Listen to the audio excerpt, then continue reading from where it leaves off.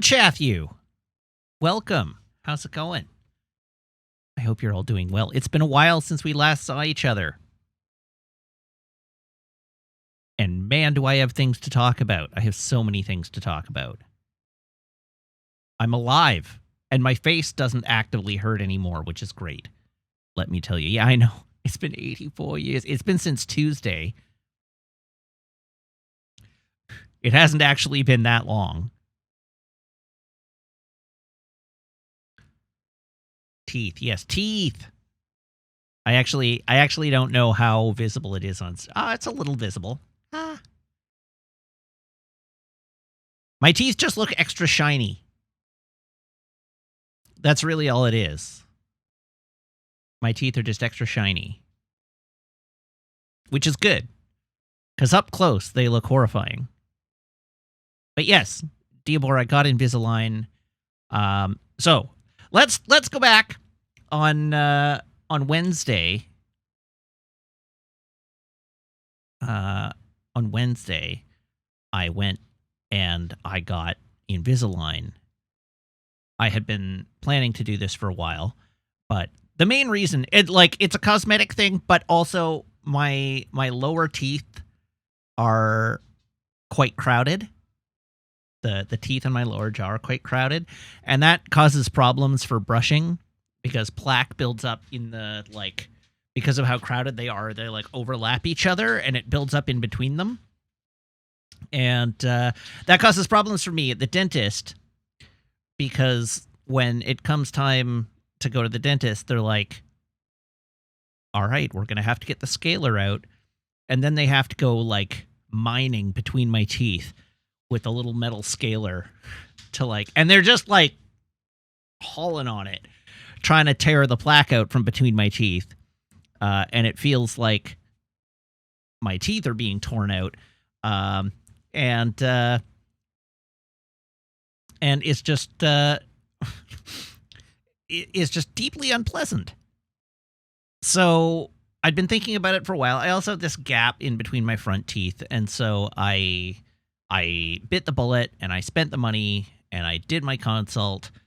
And as of Wednesday, I got Invisalign. Now, I've never had braces before, and so the doctors told me, all right, well, take it easy on yourself. How much was the money? It was a not small amount. It was 4 figures. It was significant. Getting the teeth with the slip cover. Yeah, that's right. Anyhow, so I got my first trays as of Wednesday. And they told me, be gentle on yourself. You're gonna have some. Your face is gonna be sore as the cells in your jaw activate. Yeah, it was indeed a few $1,000s. That is indeed the case. It was a couple $1,000. It was a few $1,000, I should say. But anyhow, point being, they were not wrong. I did indeed have a sore face on Thursday, which is why I didn't stream. I was feeling very sorry for myself on Thursday. But now I'm doing better. My face doesn't hurt anymore, and I'm gradually getting used to having these retainers in my mouth all the time. But Sam Locke says, as someone who's listening to your voice quite a lot for another reason, let me assure you that you sound exactly the same. I'm pretty sure my S's are a little... I'm shitting my S's a bit, but I'm shitting my S's a bit. Yes, thank you, Google Translate. But anyhow, now we get into the fun of teeth things. So I'm giving you a warning now. If you're uncomfortable with the discussion of tooth things, now might be a good time to take a moment.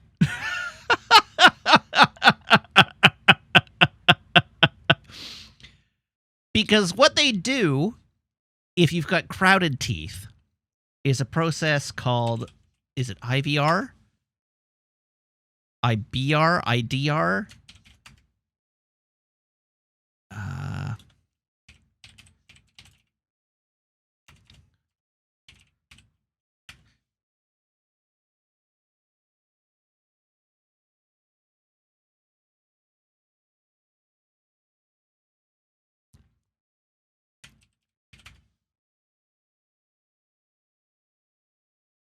Okay, now I have to look it up because I don't remember the exact acronym.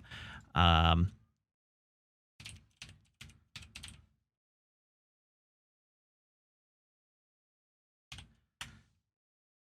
I spelled it wrong.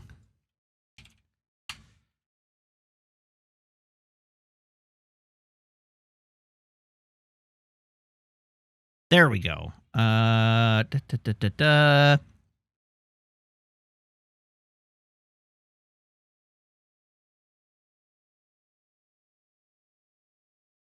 looking it up. I promise you. All right. Anyhow, it doesn't really matter what the IPR. That's what it is. IPR. IPR. Dental. What is IPR? All right. IPR is interproximal reduction. This is the word. Interproximal reduction. And what this means is that they Dremel your teeth. And it's not a lot of fun.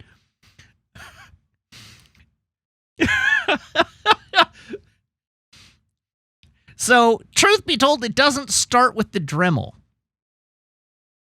The Dremel comes later. The first part is that they use these little ribbons. Here, I'm going to show you a photo of a doctor learning how to do this.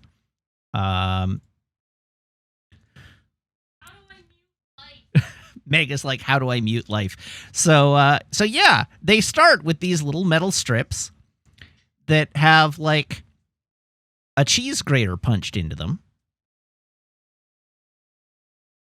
Hi, Meg. Like this. Every single part of this is awful, and I'm putting on my noise-canceling headphones to listen to not you. I'm not looking, because this already makes me want to vomit. Okay. So they run a little cheese grater between your teeth.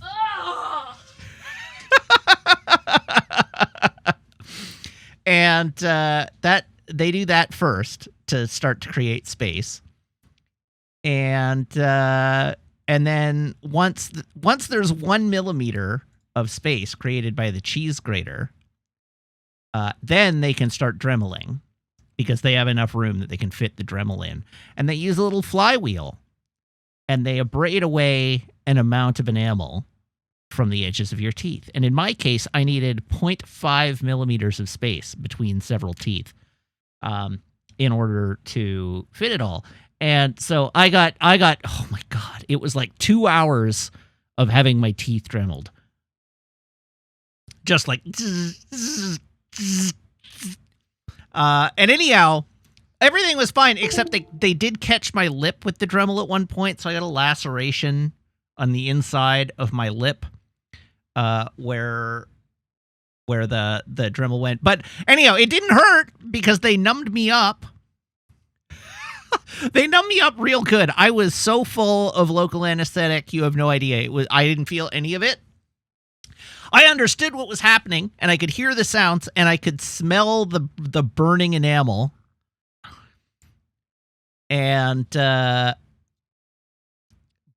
it was, I don't recommend it.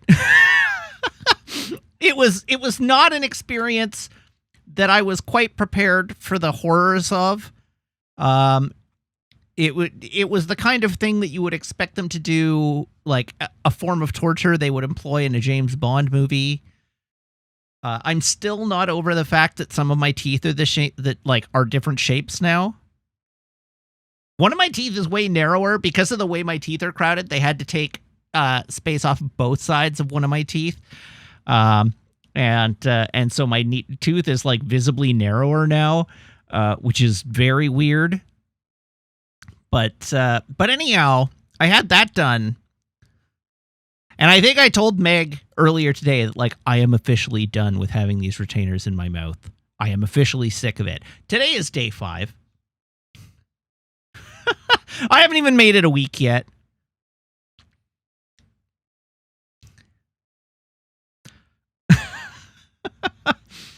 But anyhow, I have 19 trays, and I I have this tray for 2 weeks, and then I have my next tray for 2 weeks, and then every tray after that is 1 week. So come Wednesday, as of Wednesday, I will have 21 weeks left. It's 22 weeks total. And starting on Wednesday, I will have 21 weeks left. So that's not too bad. Do orthos still prescribe ice cream? They did not prescribe me any ice cream. They did tell me to stick to soft foods for a day, which I did-ish, sort of. Anyhow, I'm given to understand that the standard duration of Invisalign treatment is between 30 and 50 trays. So I'm getting off easy with only 19. I guess my teeth aren't that screwed up, which is nice.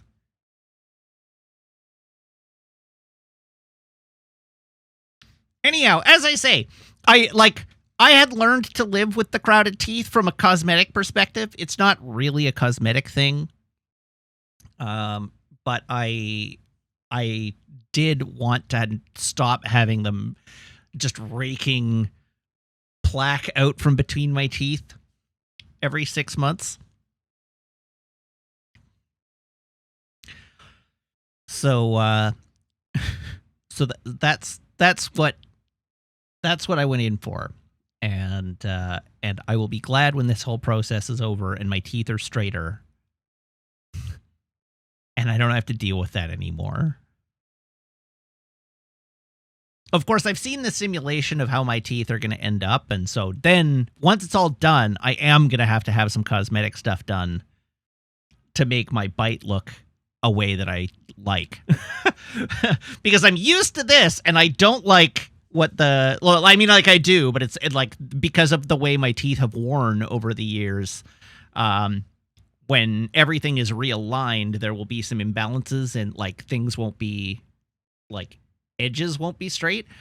So I'll probably have to get them to do a little bit of cosmetic straightening at the end. But anyhow, it's exciting. Do I have just the trays, no bands or expanders? Yes, I have just the trays.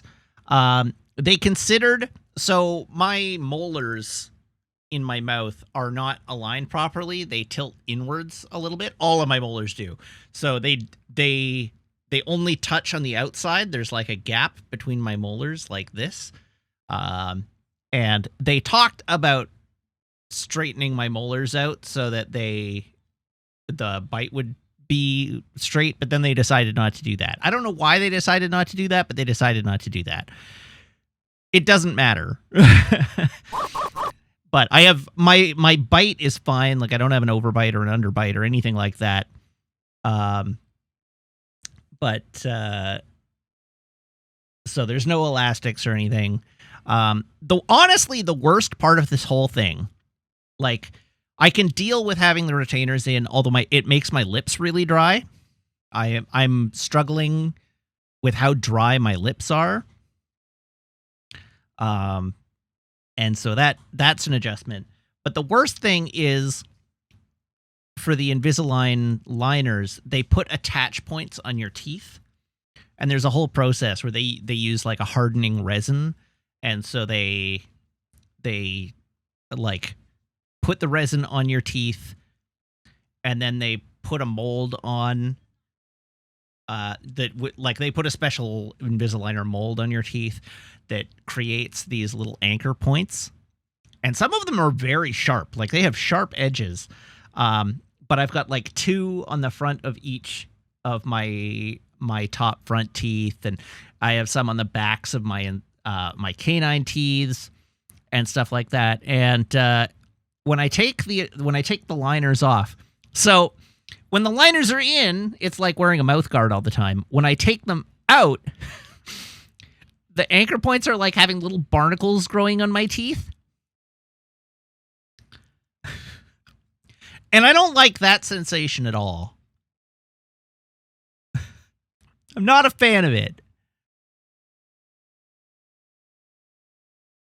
And I don't like chewing food anymore.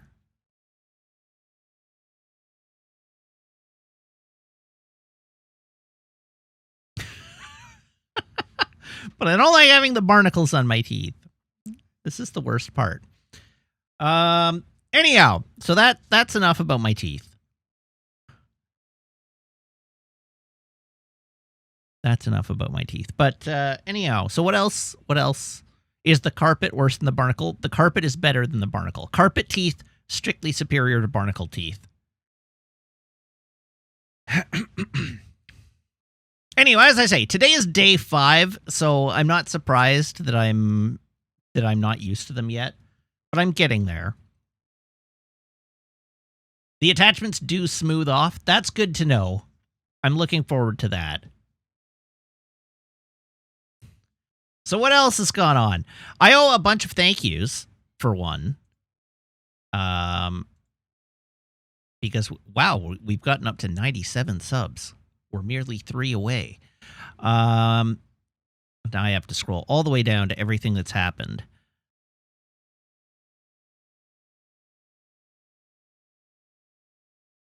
That's 5 days ago. Why am I 5 days ago? There we go. Minutes ago. All right. Here we go. Vorlon Scout, thank you for the resub. Now for 39 months. Then I owe a joke. Let's tell a joke.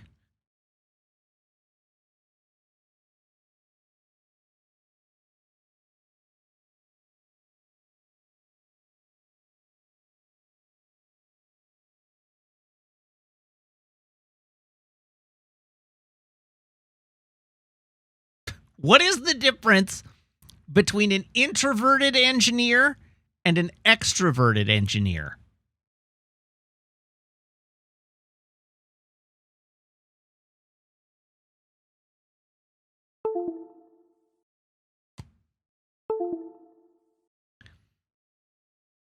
An introverted engineer looks at his shoes when he's talking to you. An extroverted engineer looks at your shoes when he's talking to you.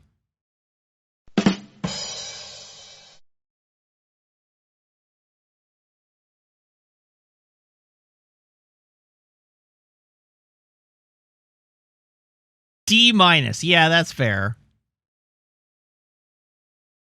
Here you go.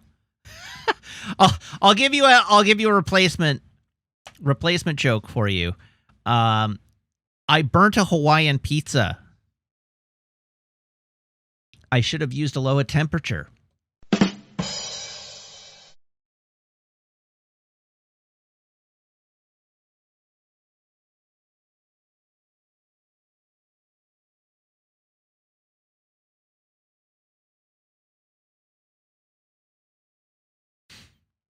There we go. That one struck you all silent, so it must have been good.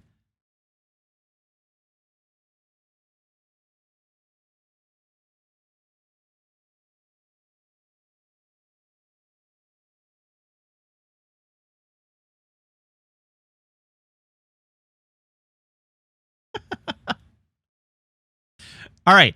That was a good joke. So, anyhow, we didn't stream on Thursday. And then on Friday, Meg and I went and saw the new Mission Impossible movie, which is great. It's delightful. Log in for me, yes. The crystalline entity will come back. The crystalline entity is not gone. I guess this reminds us, on Wednesday we watched an episode of Star Trek, and it was mostly boring. It was fine. It was a fine episode. It was a completely fine episode. Was the mission, in fact, actually possible? Well, we don't know yet, because the current Mission Impossible movie is Mission Impossible Dead Reckoning Part 1. There's a Part 2 yet to come.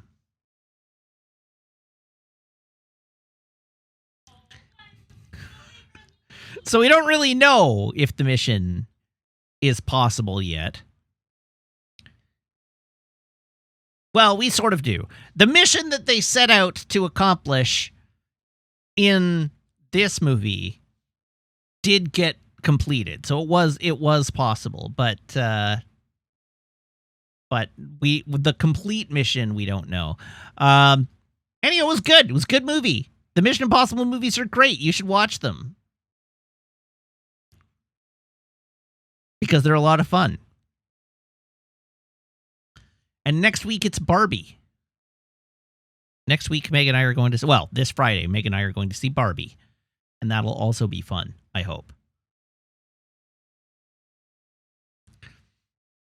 But anyhow, I can't talk too much about Mission Impossible other than to say it was good and implore you to go see it.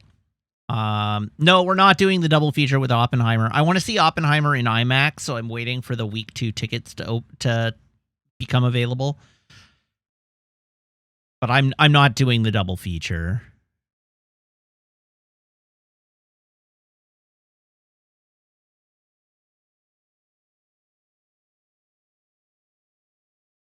Angel 1 is the next TNG episode. Good times. What if Barbie was also an IMAX? If Barbie was also an IMAX, I'm sure that would be great. But Nolan bought out every IMAX theater on Earth for weeks.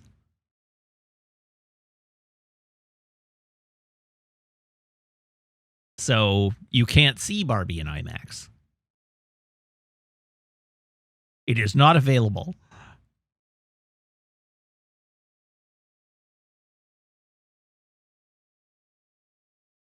So anyhow, that was Friday night. Then Saturday, I went to the island. You may have heard. So for the second week in a row, on Saturday morning, I got up at 4 a.m.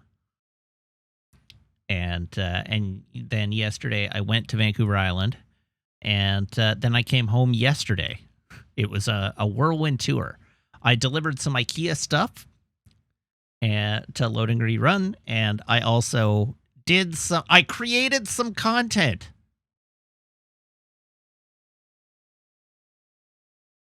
Oh, I didn't see the parents.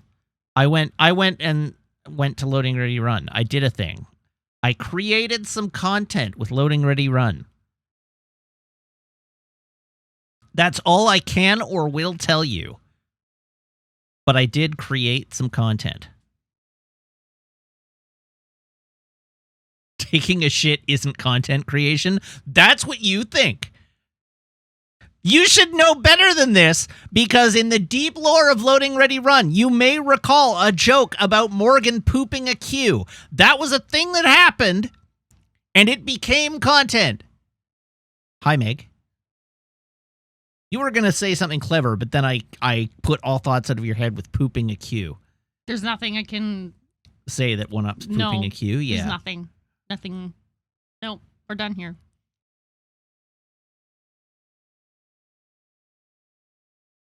Yep.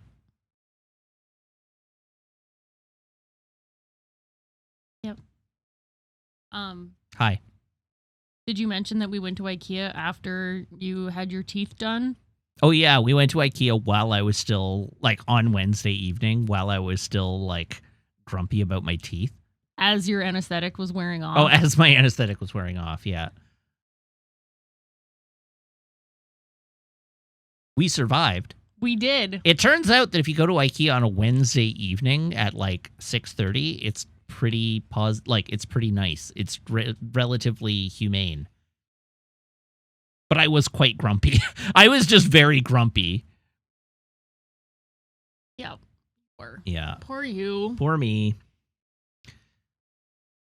But anyhow, that was what I did on the island. But so we went to see Mission Impossible on Friday night. Oh God! And then we got home at 10:30, and it took me about an hour to get all my shit together so that I was ready to go in the morning.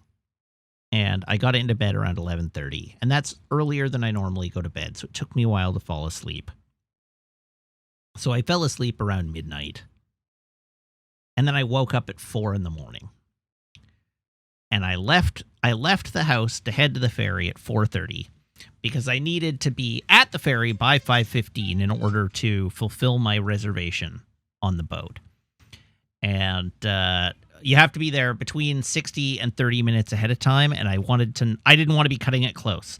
And so I was on the 6 o'clock ferry. I arrived at 5:15 on the dot. And so I had 45 minutes until the boat comes. And so I put my seat back and I fell asleep. And then I woke up to the cars loading onto the boat around me. Because nobody had bothered to honk at me when I didn't start to move. They just started driving around me. So I woke up to the cars loading around me. I was like, oh, Jesus Christ. Oh, God. And so I woke up and I pulled my seat back up and I drove onto the ferry. And then once I got onto the ferry, I put my seat back and I had put a blanket in my backpack because I had planned to sleep on the boat. So I pulled my blanket out and I wrapped it around myself in the car, and then I went back to sleep. And the ferry is an hour and a half. It's an hour and 35 minutes.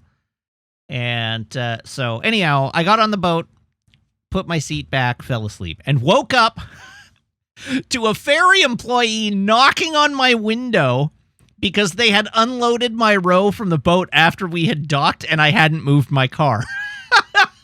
So he drove up and knocked on my window, and then I woke up and was like, oh, Jesus Christ!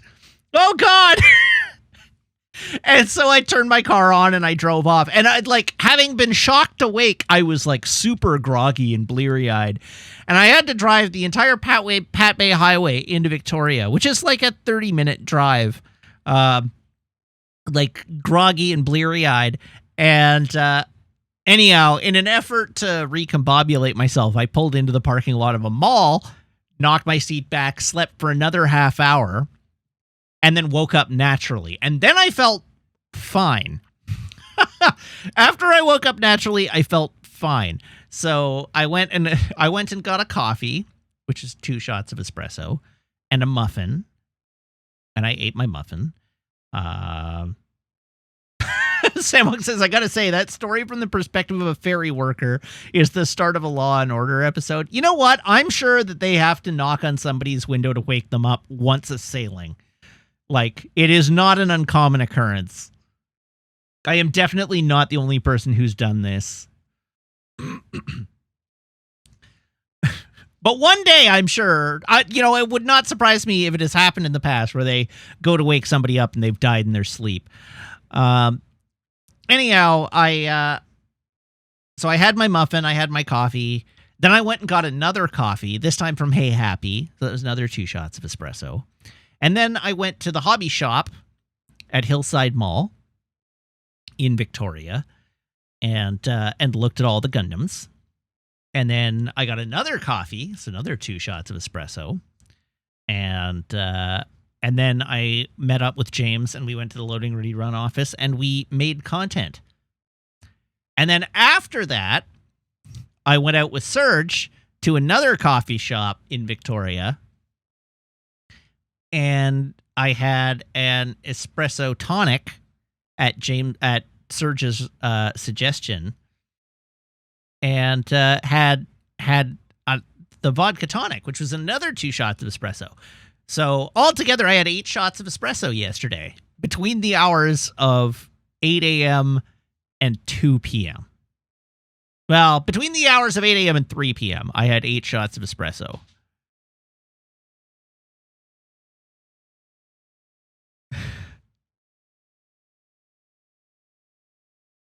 And so I did okay. I was feeling good. And then I had a burger and fries on the ferry on the way home with a soda, and then I got home and then I went to bed and fell asleep. Because at that point the caffeine was wearing off and I was ready to sleep. Anyhow, the espresso tonic is tonic water with a big ice cube in it. 2 shots of espresso into the tonic water, and then it's garnished with a big expressed wedge or curl of orange skin, and the orange zest gives it a really nice citrusy flavor. It was delicious. It was very good. It was great. Very summery. Yes, Serge says that this drink means summer to him. Honestly, the reason I had it is because we went to a very high-end coffee shop. We went to Serge's current, this is my favorite coffee shop in Victoria. And when we got there, Serge was like, I'll treat. And I was like, oh, well, that's very kind of you. And then he was like, what do you want? And I was like, you know what, Serge? If you're treating, I will defer to your judgment. You tell me what I should order. And so he was like, well, I'm getting an espresso tonic, and you should also get an espresso tonic because they're amazing. And it was very good. I concur. It was not something I would ever have ordered for myself, and it was delicious. So props to Serge. Yes, that's right. When was Serge do as Serge do?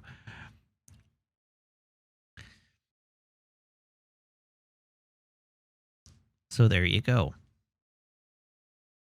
Anyhow, as you may know, I went to the Gundam shop in Victoria.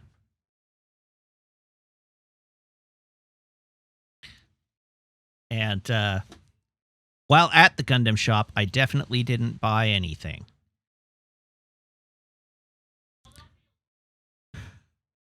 I bought nothing. Nothing at all. Definitely nothing. Not anything.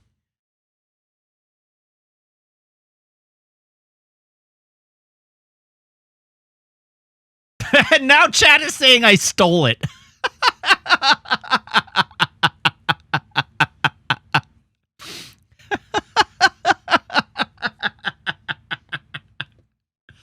All right, I didn't think that through. I didn't steal anything. I didn't steal anything.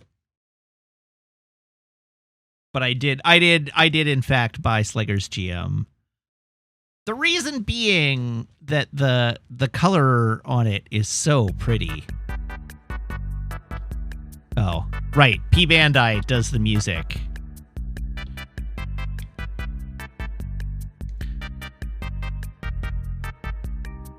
Anyhow, it's my turquoise boy. My turquoise boy. There. Here, I'll show you the color. But it's very pretty. It's like just the prettiest, like light blue and teal. It's so nice.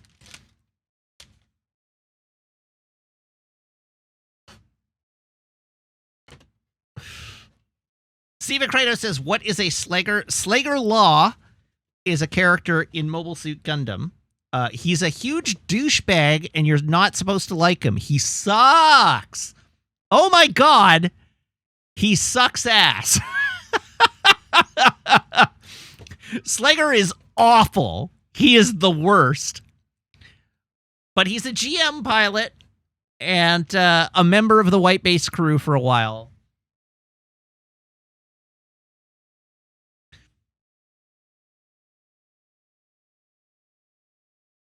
And yeah, he was in many episodes. He was in like most of the back half of the series. And the GM is from the movie because they made a movie of Kukuru's Doan's Island, and that's where he has a GM. And yeah, I know it's a movie of a TV episode. I'm aware. What if I told you, Jim Cat, that all of Gundam is a TV of a manga? Actually, that's not quite true. There's a manga of the TV show.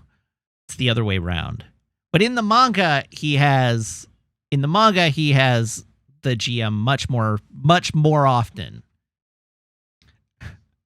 In the Gundam The Origin manga series, I'm given to understand that not just Slager, but Slager and an entire like team of GM pilots are assigned to White Base. And so the GM appears in the manga, and then the GM was brought over to the Kukuru's Doan's Island movie. So anyhow, this GM appears in more than just one episode of television. That's really all that matters. Princess Intel says, I tried to look up what the Nightingale was when Ian was building it, and your eyes went all cross-eyed. I mean, it's the Nightingale.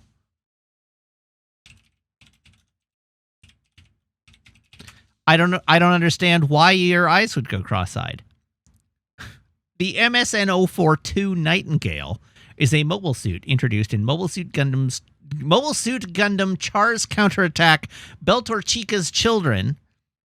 It was piloted by Char Aznable during Char's rebellion.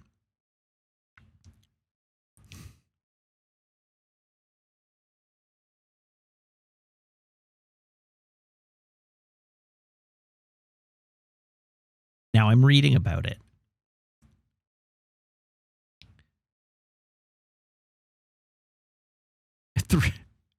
It's from a light novel that's an adaptation from an unfinished script that never got approved for a show or something. Yes, that's correct.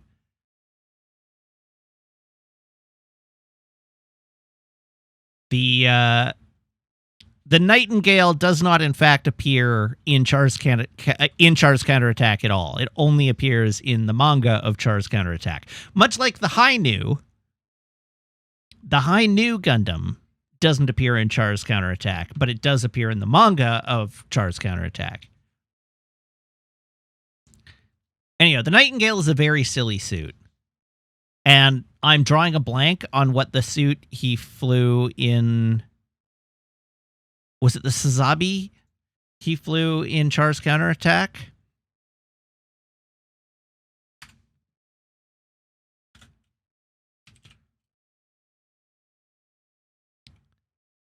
Okay. The Sazabi is the one he flew in Char's Counterattack, which is a dope-looking suit. The Sazabi is a dope-looking suit. I agree. No notes. It's a very cool-looking suit. It is a very good bad guy suit.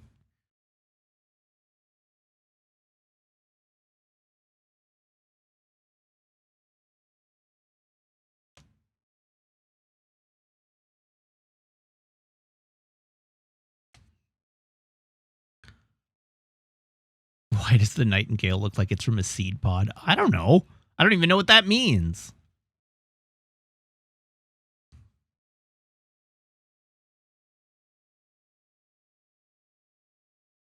Something about the Sinanju that you like more than the Sazabi? I mean, the Sinanju is also dope.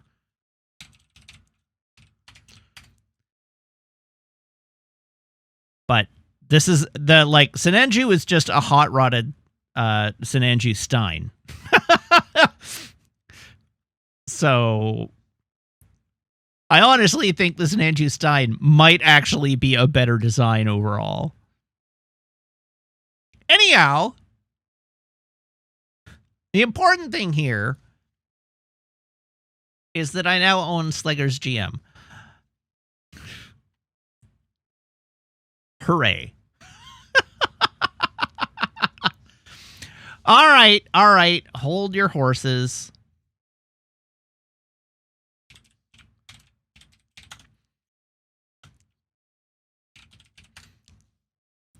You're right. I should have been showing these off. So the Nightingale.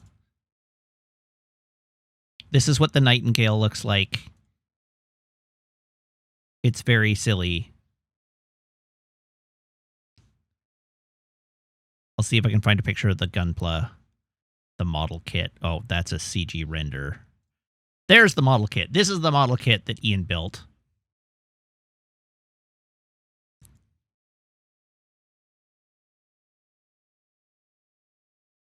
Oh, that's the that's the SD. This is the kit. This right here is the kit that Ian built. The important thing to note about the Nightingale is its giant thruster schlong. It has a very big thruster schlong. It's got a dick. It's got a, like, very erect dick. And some very pointy balls. So anyhow, that's the Nightingale with its enormous schlong. Siva Krytos notes that, yeah, schlongs are usually for thrusting, which, fair point. So that's the Nightingale. Then we also have the Sazabi. This is the Sazabi. So this is the suit. This is the version of the suit that appeared in the anime Char's Counterattack as opposed to the version of the suit that appeared in the manga of Char's counterattack. But it's the Sazabi, and it looks dope. Look at this thing. Look at how rad this is. This is a much less ridiculous-looking suit.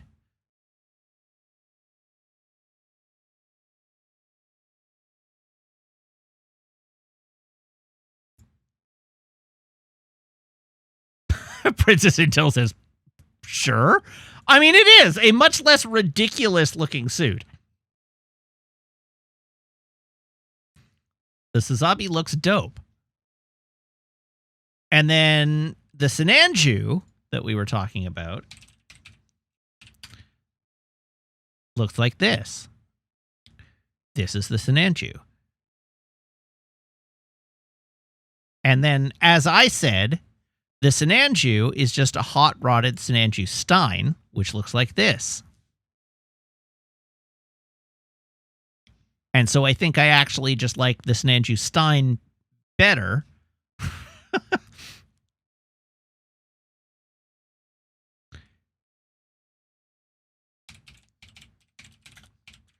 And then I don't imagine there's going to be a specific photo of Slegger's GM.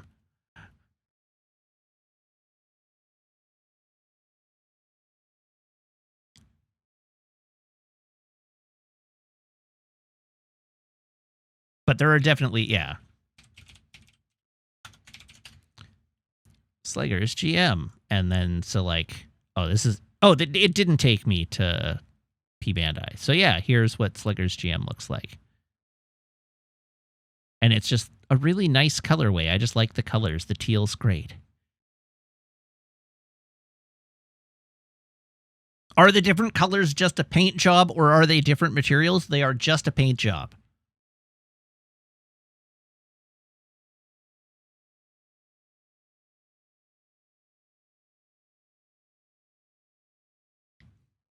Anyhow, it's my turquoise boy. Right here. It's my turquoise boy. And then a regular GM, in fact, the Gundam that I'm building right now, or the Gunpla that I'm building right now, is the RGM 79 2.0.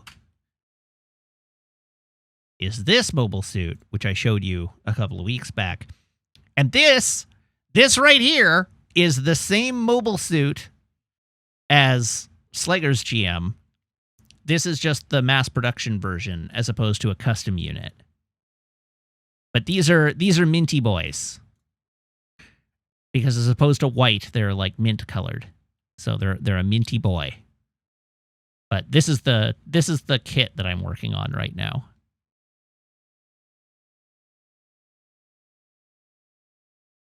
One minty boy. There you go. So that was our dive into Gundam. And I still haven't said my thank yous yet. So I should do that because I got distracted with the joke. Orlantia, thank you for the resub now for 39 months. Thank you to Gwaldhar for resubbing now for 18 months. Thank you to an anonymous gifter who gave out 5 community subs. Thank you to Maxell Silver, who has subscribed now for 33 months. Thank you to an anonymous gifter who gave out an additional 5 community subs. And thank you to the Maricat, who subbed for 19 months. Thank you, everyone.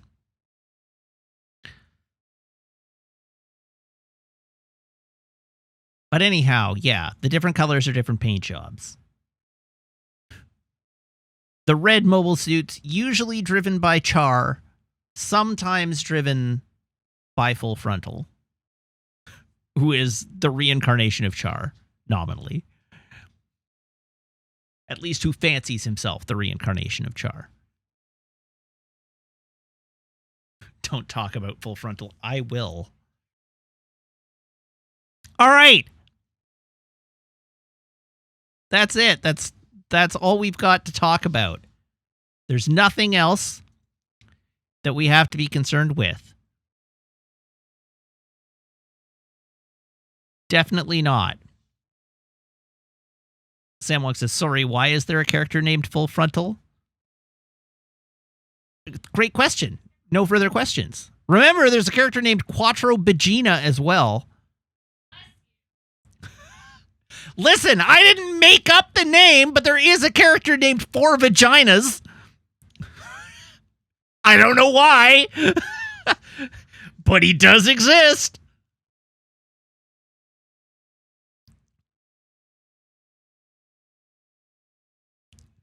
Full Frontal is positively restrained by comparison.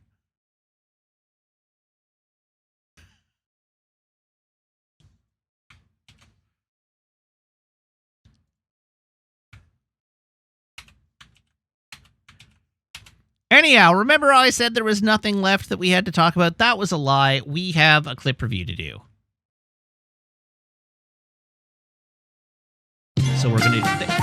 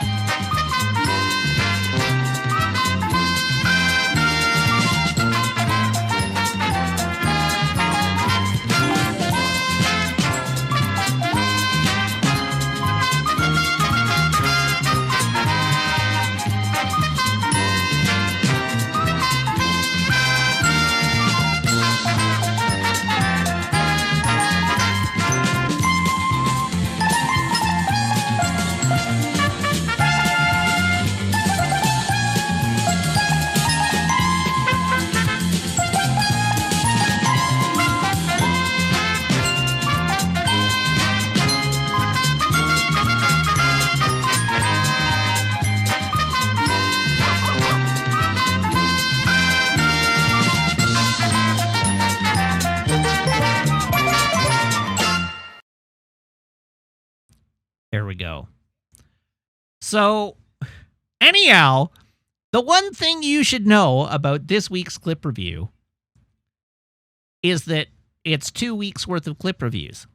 The second thing you should know about this week's clip review is that Damn I Am Pretty decided to go for the win on quantity alone. I'm pretty sure Damn I Am Pretty single-handedly accounts for more than half of the clips in this week's review.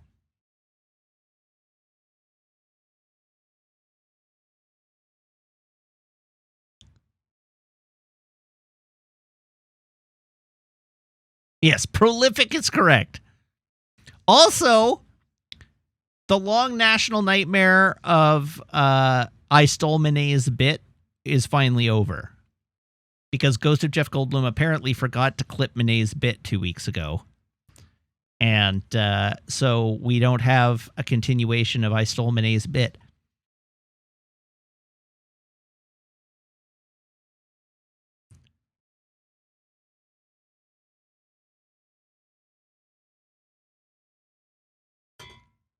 All right. Here we go. Eventually, when I find the clip window. There we go. Desktop. And today's clip review. So starting from the top of the 1.6 kilos of red vines. Ripped. Like Adam. And I chose the pandemic as an opportunity to hit the 1.6 kilogram bins of red vines and get large. I got swollen a different way.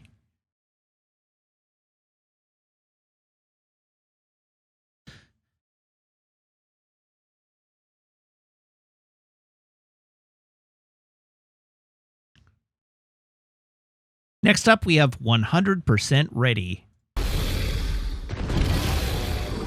Well, if it's a fight he wants. Ready, Clive? Always.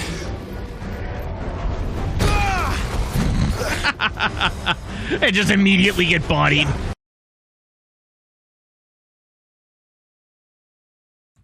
A devil, you say? Martha told me all about you. Word is you're a devil with that blade. You look like you're in a hurry. I am both a devil and with that blade. But I dare not waste a... All day. The other things in question, being I spent all day today. I mean, I got up at noon, so it wasn't all day. I got up at noon, and then we walked the dog for an hour to go get scones and coffee. And so everything after that, I used the afternoon today.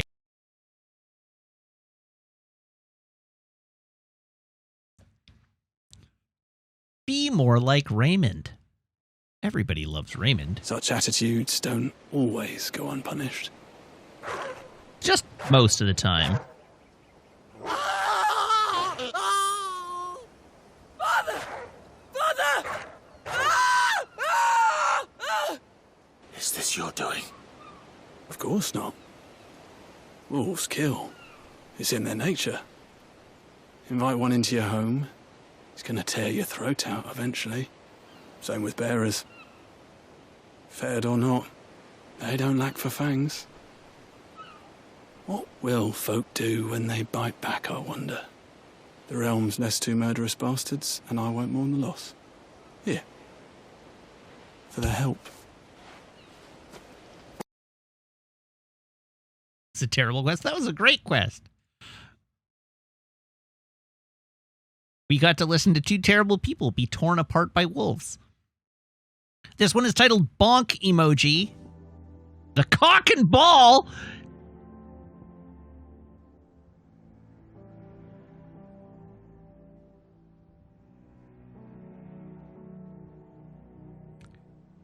Amazing.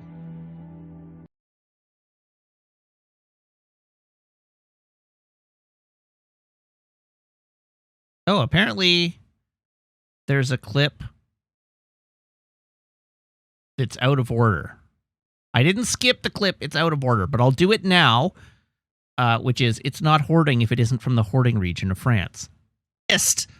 Back in the days of the iPhone 3G. It's not that I hoard things, it's that I just have never sat down and actually, like, cleared all the photos. I've not ever actually gone through and curated them. It's just like stuff I've saved off the internet and memes and photos and whatever, just cluttering up my phone library to the point that I had something like 100 gigs in photos. Like, it's not no small amount of photos on my phone. All right, there we go. I got it out of the way for you. Next we have... Did I play... Oh, I did play Bonk Emoji. All right, now we have... I'm in danger. I'm in so much danger. Get him, boy! It is what it says on the tin. This one is titled Dearest Matt, I Don't Care, lol, with love, damn I am pretty. Survivor. In the VODs, all 25 episodes of Jedi Survivor are kept together. So it's not like I have appended the bounty hunters to the end of the Jedi Survivor block as the complete Jedi Survivor, and then it'll go back to Mass Effect. And so it's the Mass Effect videos that happened in the intervening time that are left to do. They're episodes 18 through 24, I think. Okay, I don't know why the clips are out of order. Damn, I am pretty won't be happy about that. Well, to be fair, it has the correct recorded on date appended to it, because I do set the metadata for them when I put them up on YouTube, and I have the correct recording date set on it.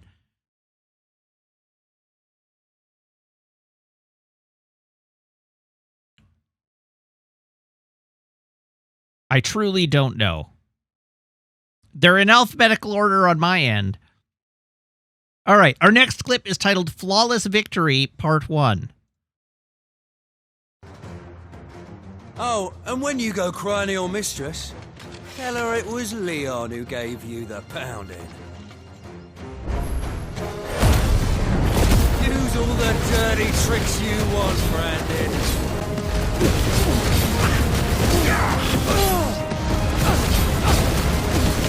All right, so you know one end of a blade from the other.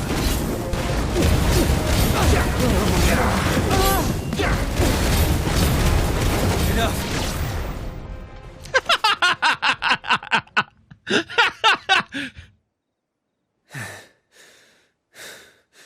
Fuck me. What the hell are you playing at, Leon?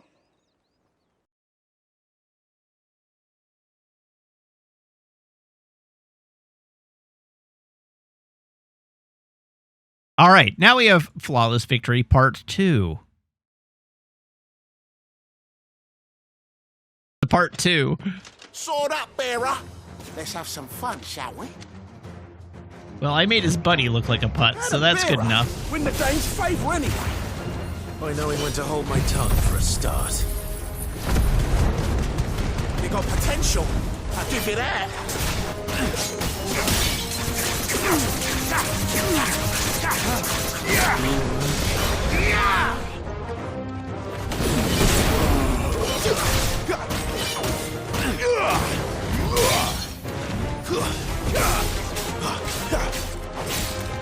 I'll be damned.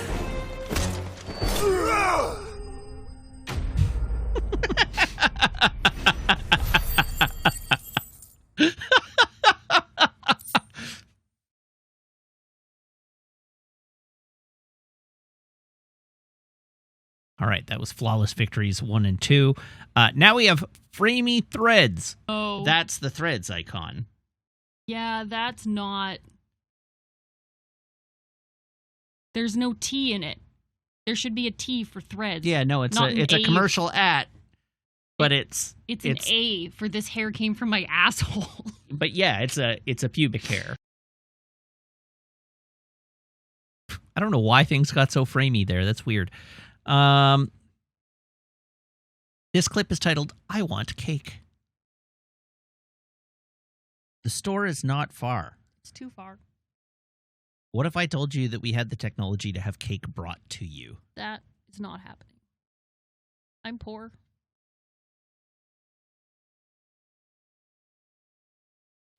I can't justify having cake delivered. What if I told you I had the technology? I had the technology to have cake delivered to you and also to me.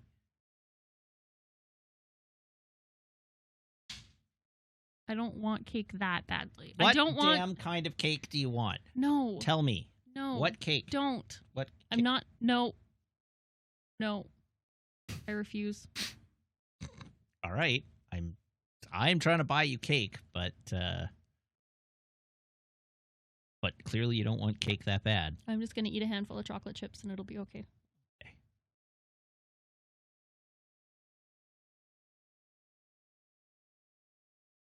Interacting with Mechanics, Sprint Edition.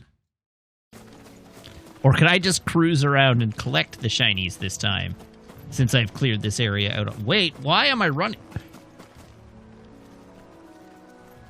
There's a sprint?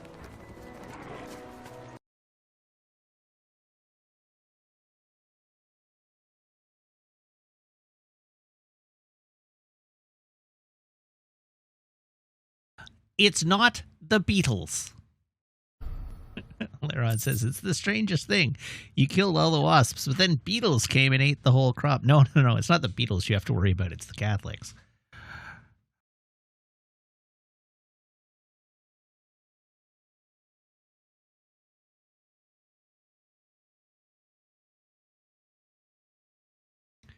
This one is titled, Jim Cat Clipped This. It doesn't have copy on it. Oh, Jim Cat posted it to chat. 33 acres of sunshine now in the tasting room. A French Blanche ale, lightly hopped with Styrian Golding and flavored with orange peel, coriander, and anise.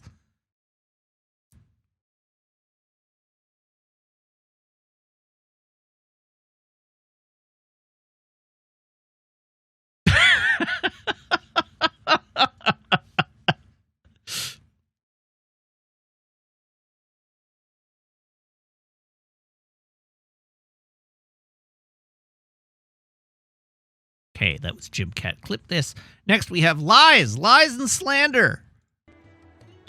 Jim Cat says, I go to eat and there's like 6 mentions of my name. Yeah, because I timed you out and then I untimed you out and then chat roasted you for a while.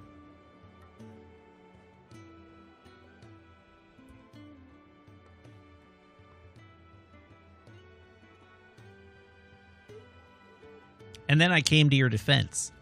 Chat was very mean, but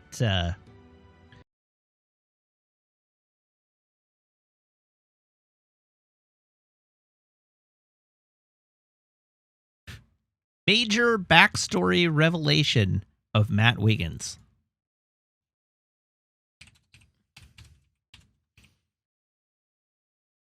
You're really helping. You're welcome. Really helping. I can help more. You're the best. Do you have to look at the keyboard to type? Yes. I can't touch type. I'm sorry. Oh, no. At least I'm not like a hunt and peck. No.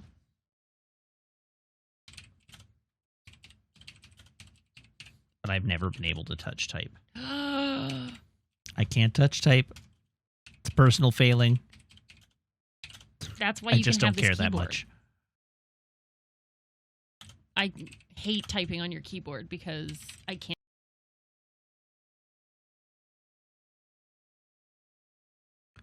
All right. Matt's amateur biking tip.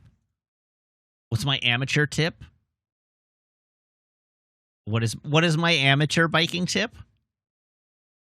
My amateur biking tip is never replace your chain. Nothing will ever go wrong. Never replace your chain. It is not a consumable piece of equipment, and not replacing it ever will definitely not incur any subsequent problems or expense. That's my amateur biking tip.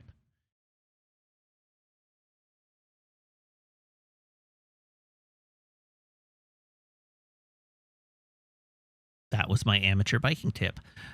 Next, we have Meg accurately pegs which for Mercury's genre. We did that. Meg likes the fact we got to episode 1, and when we got to the end of the first episode and the actual sort of like details of the main storyline come into focus, Meg was very pleased by the fact that I was showing a gay sports anime. Meg was like, I thought this was a giant robot anime, but in fact it's a gay sports anime. And I was like, yes, correct. There's a reason I thought you would like it. That was clipped by Nether and Threether. My apologies. I apparently forgot to include that.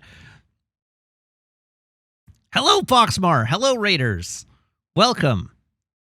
Our next clip is titled Meg is Sus. All right, well, let me know how it goes then.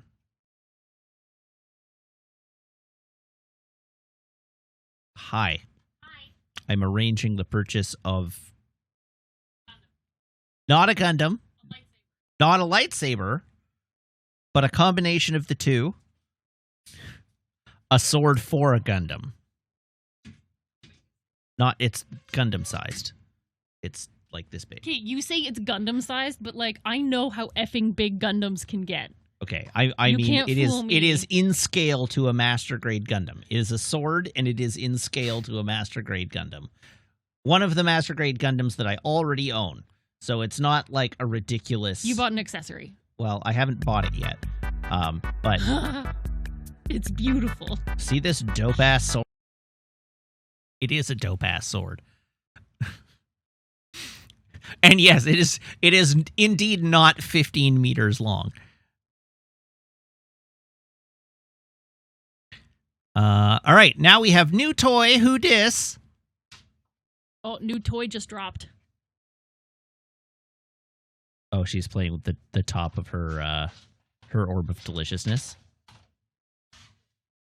Oh wow, she is being delightful, isn't she? She's playing hockey with it. She's having the time of her life. I know, I don't want to take it away from her.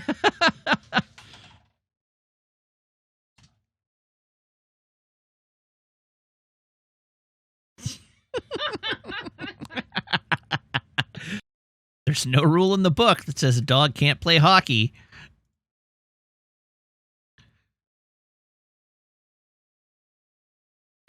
Our next clip is titled, "Ah, hell, we're tsundere, aren't we?"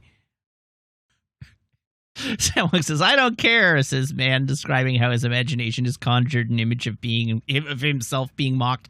To be fair, you've kind of trained that into me. I mean, not you personally, but the collective you have sort of trained that into me. I can't imagine why I would assume I'm being roasted. Truly, it is a mystery.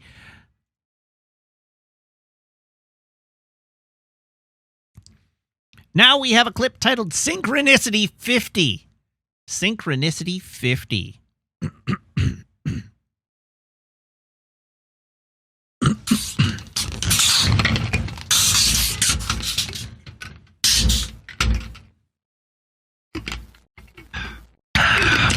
What mic you on, my dude? How many levels of microphone are you on? I am on mic perfectly in sync. What mic you on, my dude? How many levels of microphone are you on? I am on mic 5. The void comes for us all.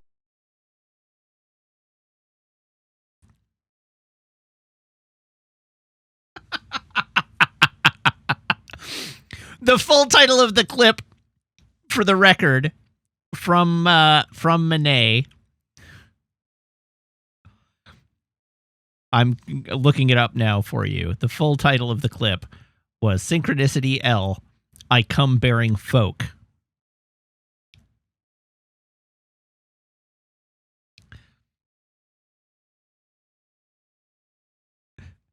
And in fairness, I realized literally the moment I pressed the go live button that I had not put folk in my water bottle, and at that point it was too late to do anything about.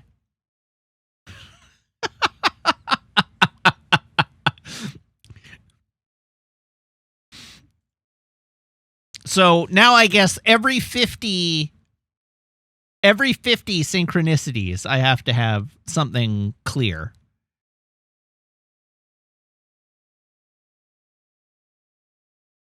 Our next clip is the fridge is not bad. Like, the fridge is not bad, right? Like I have no idea what the context of that was.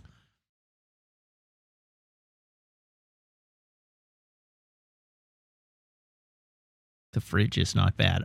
All right. This one is titled The Jibcat Defense. Orlantia, you're asking how Jibcat was defending the Dominion? Jibcat was defending the Dominion by defending the Dominion's role in the war as a defensive war against invasion. And in the name of defending yourself against invasion, clearly genocide is cool. We're going to set aside the enslavement of an entire race into a soldier class. We're going to look past that, and we're gonna define the genocide of the Alpha Quadrant as a reasonable response in a defensive war.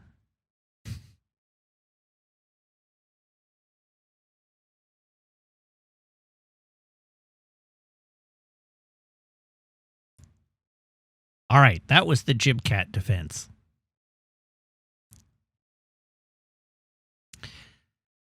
All right, now we have what I would describe as a set.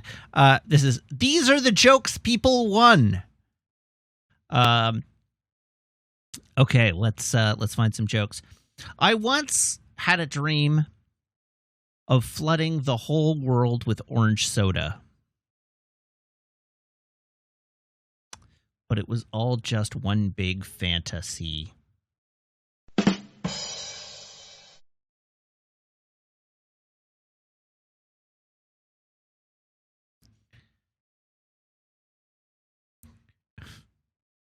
These are the jokes, people, too. Who's in charge of food prep at the NCO's cookout? The Grill Master Sergeant.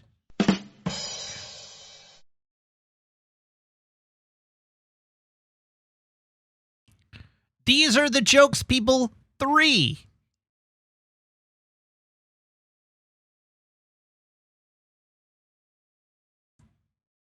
Have you heard of this new broom that's just been released? It's sweeping the nation.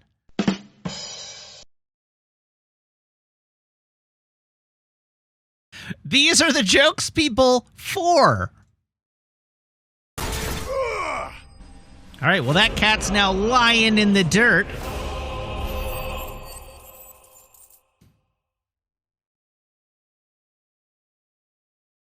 These Are the Jokes People 5.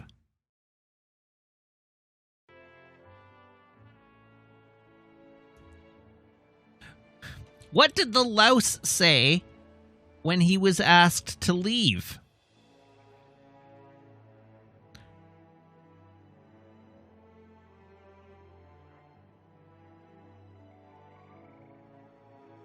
All right, I'll get out of your hair. These Are the Jokes People 6. I will play a video game. What's a snake's favorite subject in school?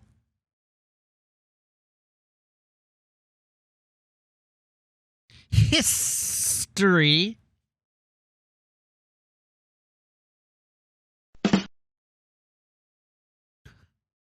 These Are the Jokes People 7. What tools do you need for math?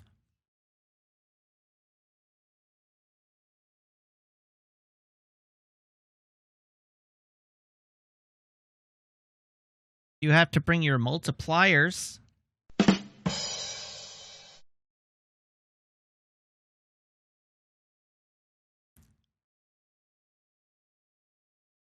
These Are the Jokes People 7. What tools do you need for math? Oh, I just did that one. These Are the Jokes People 8.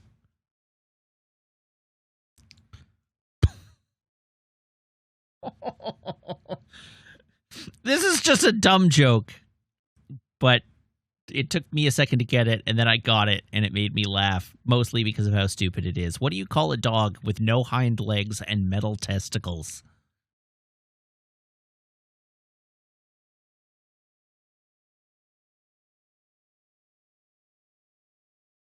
Sparky.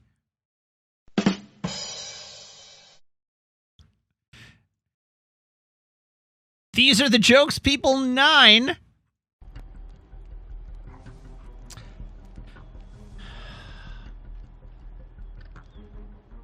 What do you call a brioche that's a great actor?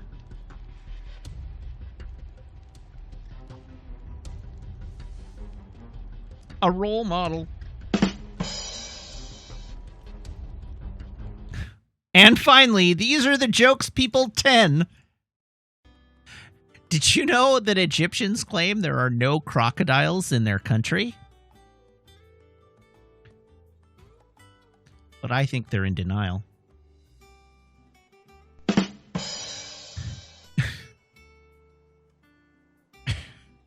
All right. So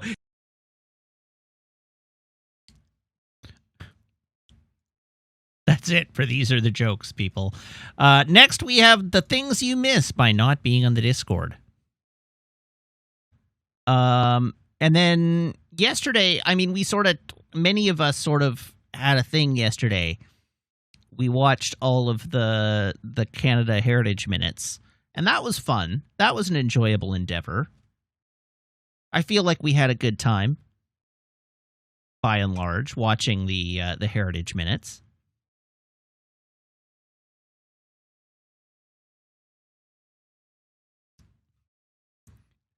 This clip is titled, "This is like me with tabs FR."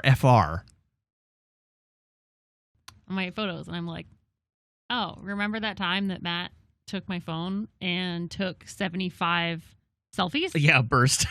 In a selfie burst, yeah. I'll take a screenshot of those. So I have that saved as that, like, cute thing that you used to do. But now it's 4 pictures instead of 75.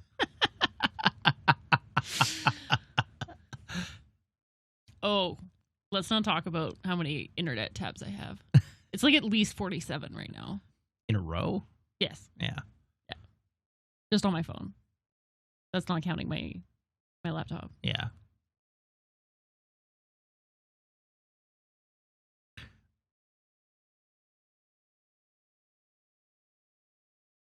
Then we interrupt your stream for this important message from Maple thing.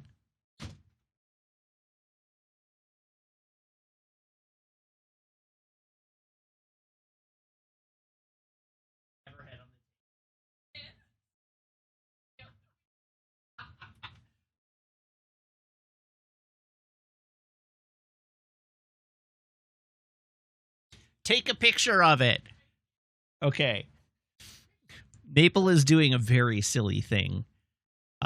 She has got her hind legs up on the couch and her front legs off the couch. So she's like standing on her front legs and sitting on her butt on the couch, with her head resting on our coffee table. So only her front 2 feet are on the floor. Oh, great. The photo's in Discord, apparently. I'll pull it up for you, just so if you're not in Discord, I can share it. Yeah, it's been 2 weeks since last clip review, so it has been a while. Next, we have Weeb's Day was taken. Anime is for dumbs. So it's a good thing we've got a whole big collection of dumbs here. Myself included. We also...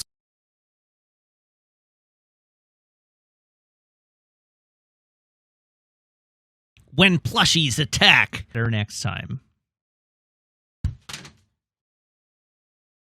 What was that for? You can just build another one? That was dangerous.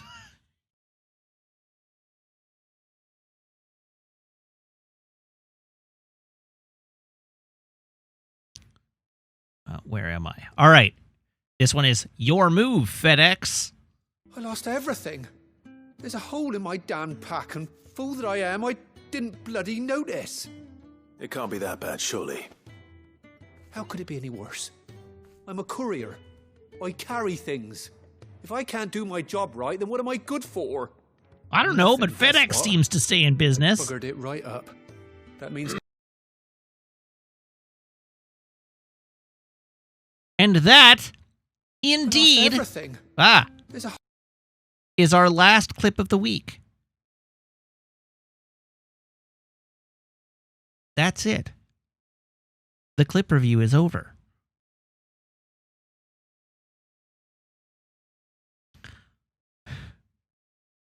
So let's head on back. We'll do our traditions, and then, and only then, we shall crown a new monarch of the week. Diabor, the straw poll has 2 more, but we've already done those because they were out of order in the poll.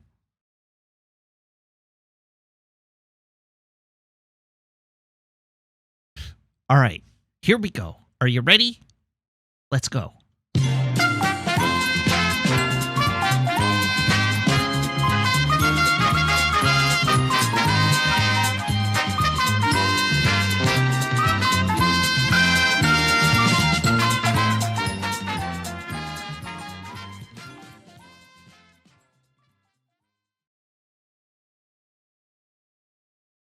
All right, we're back. Hooray.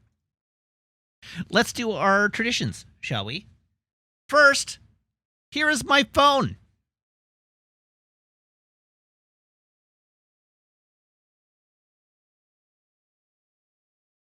We have encountered a problem. Meg, could I ask you to grab the iPhone cable from my backpack? Please? It's in my backpack. The same place it was last time I asked you to grab something from my backpack.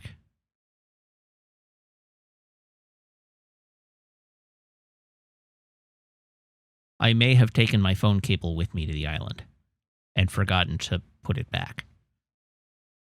Thank you, Meg. I appreciate. I'm charging you.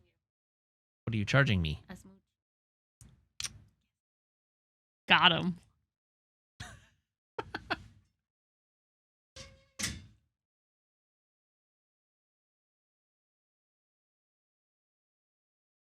Okay.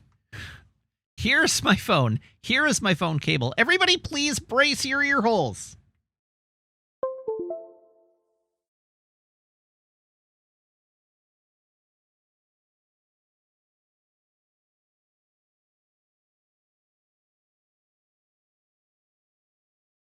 Next, it is time for our beverage reveal for the week.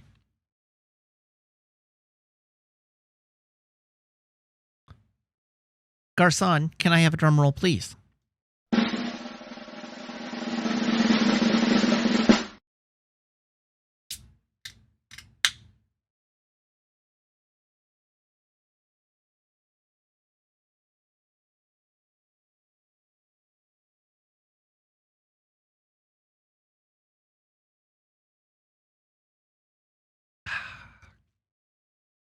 Delicious and nutritious.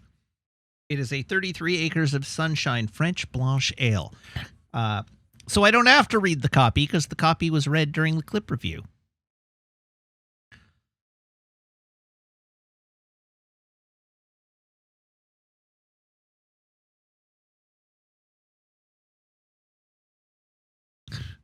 And with that, let us crown our monarch of the week.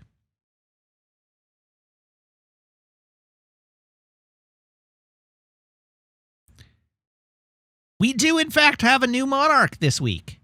So first, let me lop off Ghost of Jeff Goldblum's head.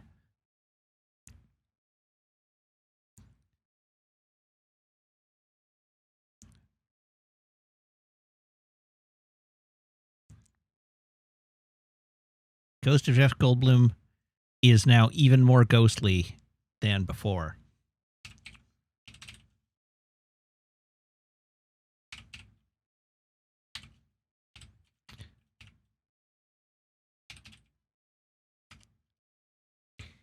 Our new monarch of the week is none other than Login for Me. Which would be great, except that I can't find them.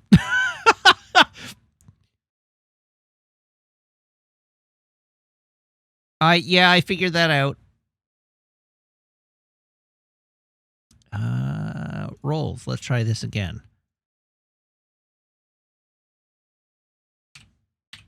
There they are. All right, Login for Me is now monarch of the Discord. And let me now fix that for chat as well. Community, roles manager. Ghost of Jeff Goldblum gets to retain VIP in the roles manager, but Login for Me now also a VIP. Congratulations on your ascent to the monarchy. The nobility.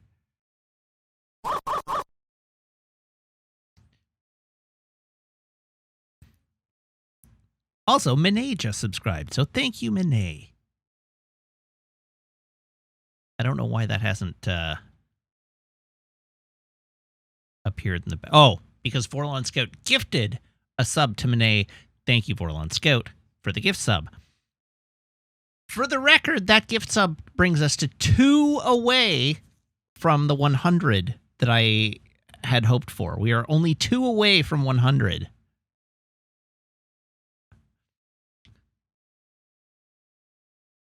We're perilously close.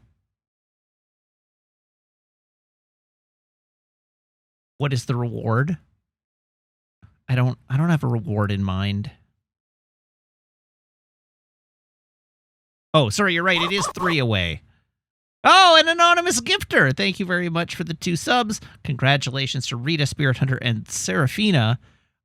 But it is indeed 2 away, not 3. Or sorry, 3 away, not 2. My bad.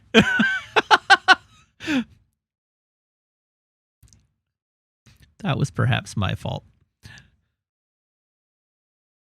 I give you something. I give you hours of entertainment every week.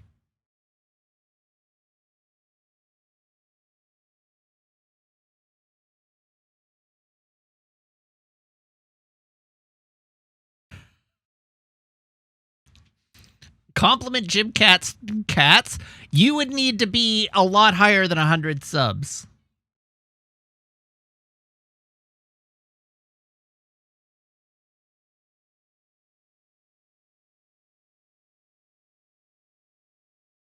Here we go. All right, get me to 100, and I will compliment Jim Cat's cats.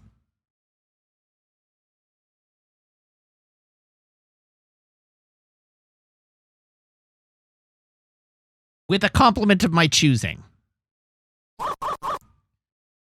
Jim Cat, thank you for the gift sub to Mr. Morpheus. And that hits us to our goal. So my compliment of Jim Cat's cats is I believe that Jim Cat's cats are impressively... Oh, God, I lost it. What was I going to say? They are...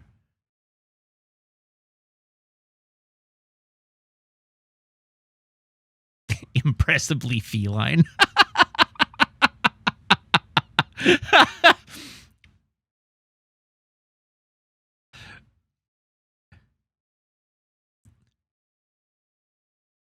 I think the similitude between Jim Cat's cats is truly impressive.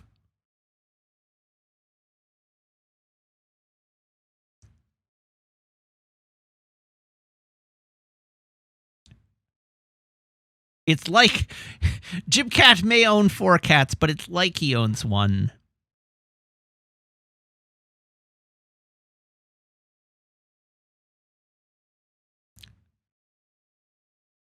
Sure. That's a compliment. It's impressive. The cats are impressively similar to one another. They're very uniform. Some people value that in a house pet.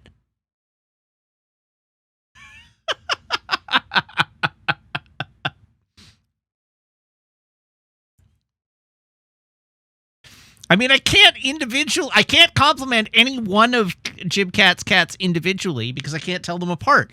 So all 4 of your cats look very the same.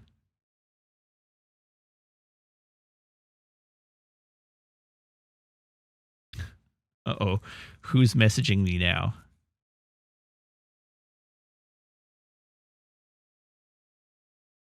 You wouldn't know it, but there are actually 3 maples.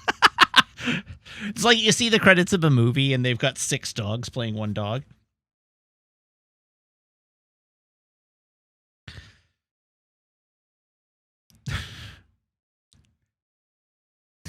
It's not speciesist.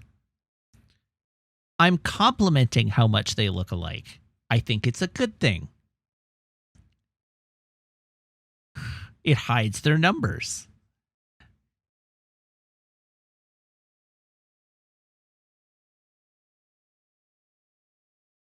Show the photo? Why am I showing a photo? These are 2 identical cats. I don't know what you're talking about.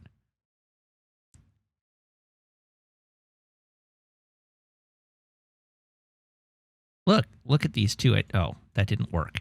Okay, apparently I can't capture Discord, so you don't get to see the photo. Anyway, that sure is a photo of 2 cats. All right. You know what time it is? It's time to play a video game for 15 minutes before the night ends. So let's do that. Here, look, it's console. And my mods are asleep, so I guess I have to change my category to Final Fantasy.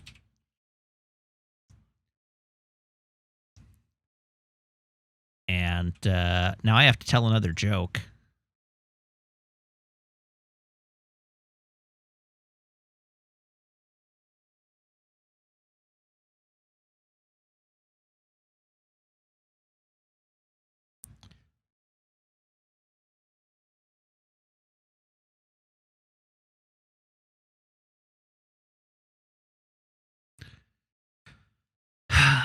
Let me see. Let me see.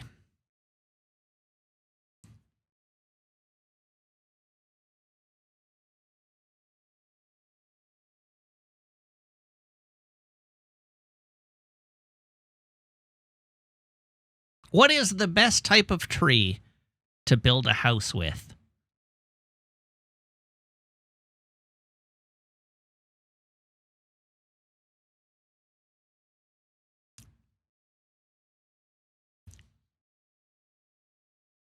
Carpentry.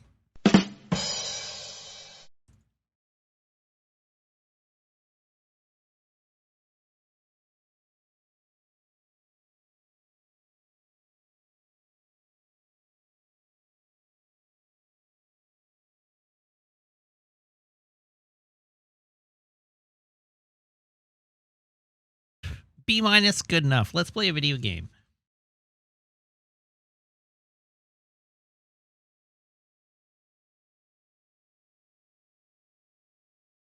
Eventually.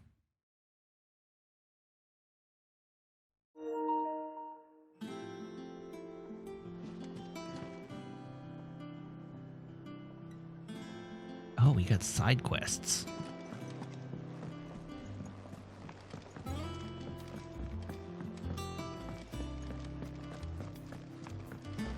Hello, Yvonne Kitchen Hand. I didn't take you for a scholar, Ivan. Oh, this? Well, it's Valisthea, a culinary pilgrimage. I borrowed it from old tomes. Seems there's no creature in the realm so foul it can't be cooked up into something delicious. Doubt? Think I'll stick to the unfoul ones, thanks. Oh, where's your sense of adventure, Sid? Honestly, one glance at these recipes, and even you would trade in your sword for a butcher's cleaver. From spit roasts to sweetmeats, this book has them all. What I wouldn't give to bring these recipes to life. If it's my blessing you're hoping for, then by all means. Well, I'm no hunter, Sid. The first ton of worm I came across would be the death of me. But you're made of sterner stuff. Would you help me resurrect one of these recipes? How could I refuse? Something tells me you won't be taking no for an answer. Fine, I'll help. Fantastic! Thank you. So, dare I ask what's on the menu? Chance's Stew. It was once a favourite among the gourmands of Oriflamme, if the author is to be believed. Though Molly's never heard of it. The only problem is that while the recipe is extremely detailed in most respects, it's infuriatingly cryptic as to the main ingredient. What a terrible recipe. No doubt. Most likely something that would make easy work of a simple cook with more broth than brawn, but unwanted violets. I've no idea what they might be. Does the book say anything else? Well, only that the sweetest violets sprout atop the bed of roses. Roses. Rosaria, perhaps? One of the butchers in Martha's Rest might know something. I'll ask next time I'm there.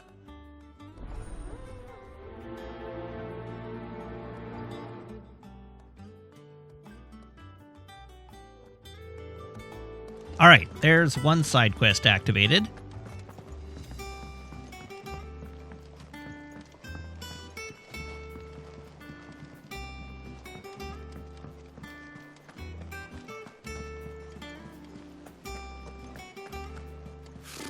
Typical nobles. How did we never There are hear new of billets the being Guardians of the posted Flame? every... Hello, August. Clive! Oh, am I glad to see you? Is something wrong? It's Blackthorn. He ain't himself. And if I'm honest, he ain't been for a while. Normally it only takes a couple of drinks to perk him back up, but not this time. Something's getting him down. And whatever it is, he ain't telling. It's like he's lost his spark, you know? He's barely got enough fire in his belly to get the ump about stuff. But I'm thinking he might if we both bent his ear, because he respects you, innit? So, what you say?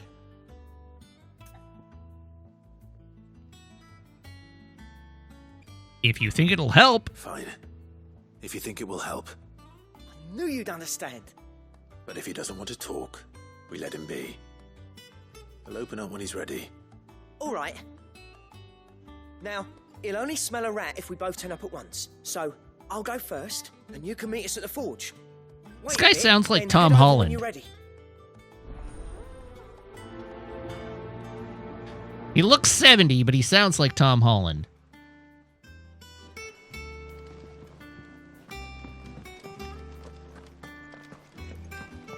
All right, onward to Blackthorn.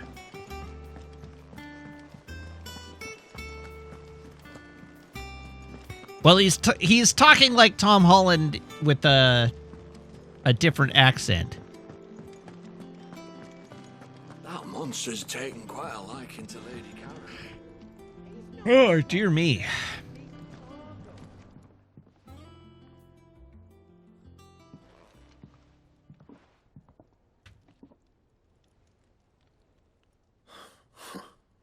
First August, and now you. Well, no, not talking like Tom Holland. He sounds like Tom Holland. Was worried that something had been Who is? He sounds like Tom Holland doing a different accent. His vocal tone is very Tom Holland. I told you not to stick your nose in my business. What'd you go and do? Clive just wants to help, innit? What's so bad about that? Talk to him. You never know, you might feel better for getting it all out in the open. Please, mate. I'm worried about you. Phil, shut you up. It's nothing really. Stupid. Not the sort of thing you bother people about. Why don't you tell us all the same?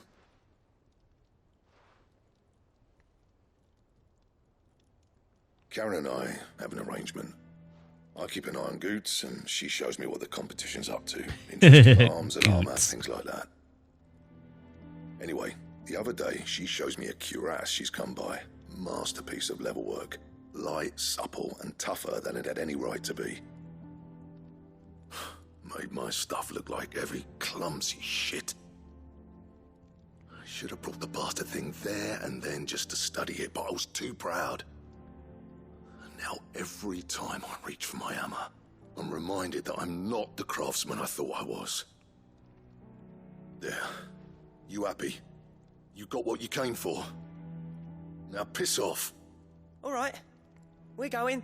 Okay, but you're a blacksmith, not a leather worker.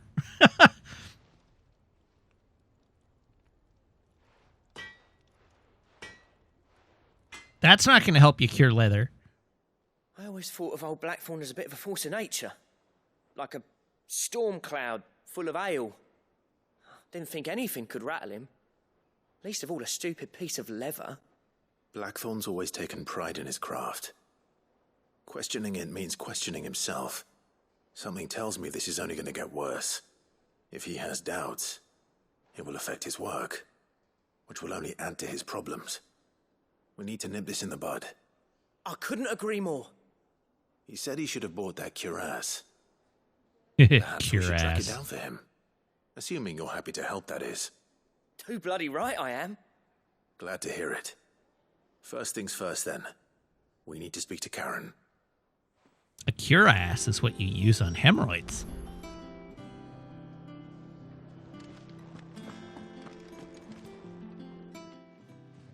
Karen, do you have a moment? Blackthorn mentioned... Normally the Karens are on the other side of this counter. An exquisite example of the craft, from what he told us. And he ain't been himself since he saw it.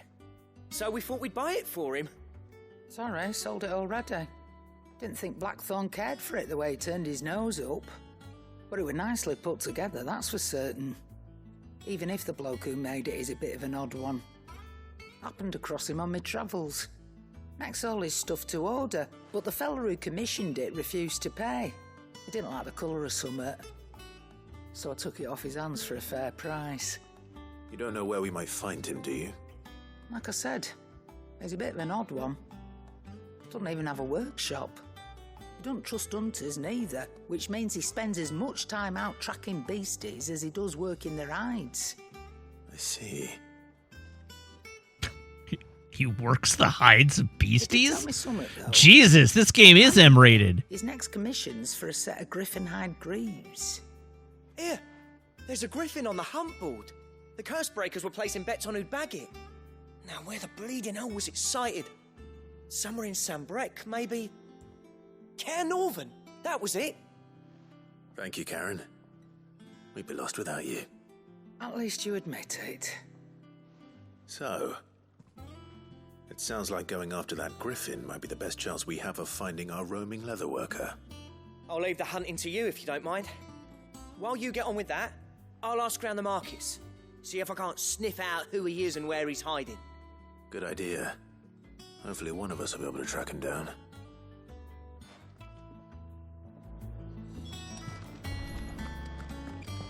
Use the hunt board.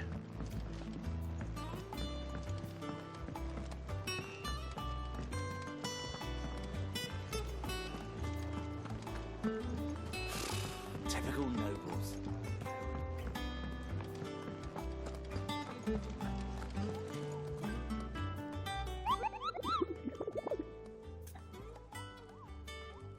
Ask about griffin sightings.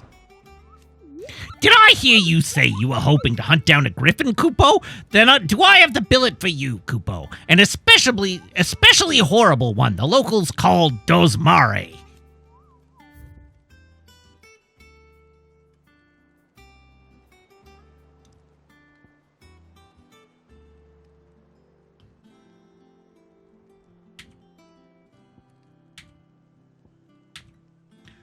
Dozmare. While passing along the trail from Lostwing to Cair Norvent, one of our order was met with a sudden blast of wind so strong that it bent back the trunks of old oaks, and heard a cry so terrible that he ran for his life. Questioning the locals revealed that this area was the nesting place of the elder griffin known as Dozmare, a beast much hated for its appetite both for chocobos and children.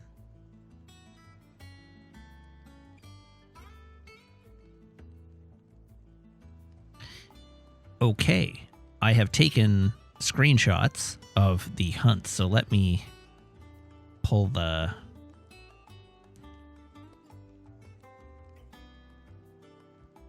There we go.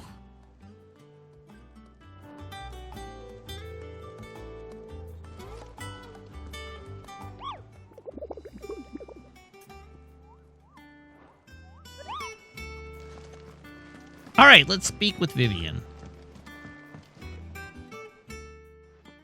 Back again, Lord Rosfield. I'm touched that you should find me such good company. It is not your company, but your counsel that I seek on this occasion.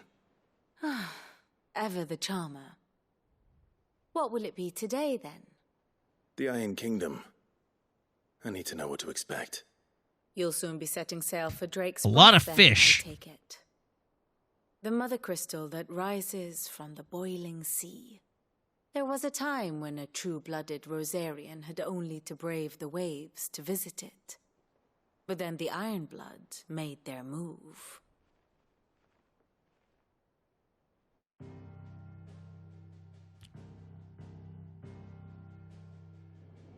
As you know, the Iron Kingdom rules over the islands to the west of Storm. Or rather, its church does. But this is not the pragmatic approach to state religion employed by the Holy Empire to manipulate the masses. No, the Iron Kingdom is the literal embodiment of the crystalline orthodoxy. Okay. So, if one is to understand it, one must start there. As the name implies, the orthodoxy holds the mother crystal sacred. Sure. And they do not take kindly to heathens plundering the objects of their worship for the means to fill washtubs and light lamps with frivolous feats of magic. Indeed. Oh yeah. The faithful Using magic ether for a useful sinful things. thing, a poison Definitely no less. definitely terrible. And to them, a dominant is an instrument of evil, albeit one they have proven only too happy to turn against their enemies. Some 80 years ago in Northern Storm, Drake's eye collapsed. Soon after, in pursuit of ether and with the blight at their backs, the Northern Territories descended upon the Grand Duchy of Rosaria. And when the Shields of the Flame marched north to meet them, the Iron Kingdom spied an opportunity. A few short days later, the Crusaders landed on the island of Mount Drastanus, home of Drake's Breath, and plucked it from the Duchy's grasp. Rosaria tried to reclaim it, of course, but to no avail. I doubt more than a handful of duchy men have set foot on its shores in your lifetime. Nor are they like to again, under the Empire's stewardship, meaning the Iron Blood will keep their island, and with it, the foothold they need to march on mainland soil when next they spy an opportunity. All right, did everybody get that? The Mother Crystal is both the object of the Iron Blood's worship and their gateway to the continent, making Drostanus the holiest of holy grounds, from which the Orthodox Crusade shall one day sail forth to claim the remaining Mother Crystals, or die trying. My father and my grandfather both traded blows with the Iron Blood for control of Drake's breath. Had things unfolded differently at Phoenix Gate, we would have sent our entire fleet against them. But instead, they sent their fleet against Rosaria, sacked the capital, killed the men, and captured the women, including Jill. I'd say you'd be forgiven for wanting a little revenge, Clive. My only aim is to destroy the Mother Crystal. But thank you all the same. Not much else to do here. All right, let's break some stuff. Oh, wait, Jill's here. Let's talk to Jill, then break some stuff. Wait, I have to speak to the butcher at Martha's Rest. Wait, Martha's Rest is not here.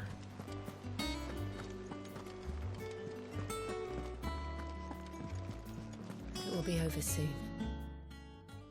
You ready? I think so. Jill,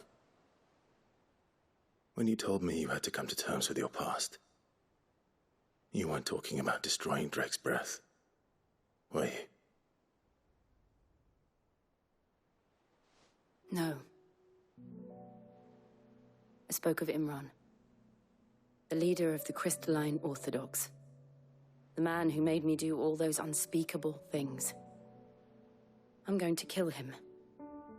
Are you going to kill him? Or am I going to kill him as the player character? And you're going to be there. And I know that I can do it.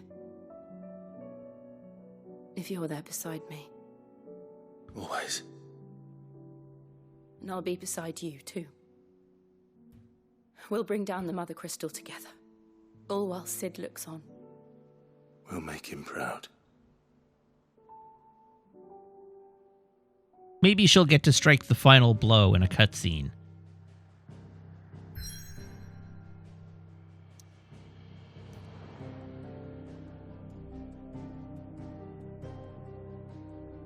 Onward to Martha's Rest.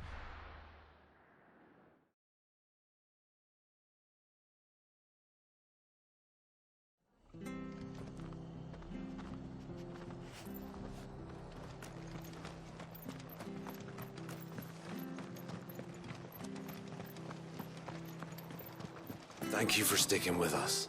Those of us who are still here have to look after Hey, each other, bud. don't we? Ah, welcome. Flesher the Butcher. That's a bit on the nose. What can I do you for? Unwanted violets, if you have them.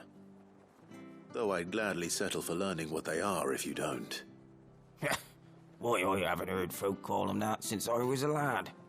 You're looking for scorpion tails. Unwanted violets is what folk used to call them back in the day. They turn a wicked purple when you boil them up, hence the name. Used to chuck them in the pot when there weren't nothing else on offer, and there was a war on, that sort of thing. Thankfully, times aren't yet as hard as that, and even if they were, you wouldn't find anyone selling them these days. Do the scorpions still live nearby? I dare say they do. 3 Reeds would be your best bet, if memory serves. Thank you. You've been most helpful.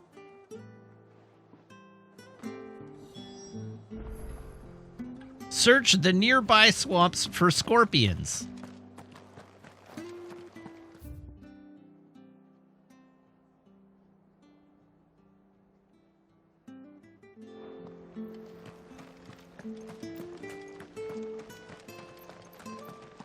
Stay sharp. After what the Empire did to Martha's lot, I'd be daft to stay. If it carries on like this, I won't have any bearers left. Yeah, that's right. Very important quests happening here. The importantest. Don't you go causing any trouble now.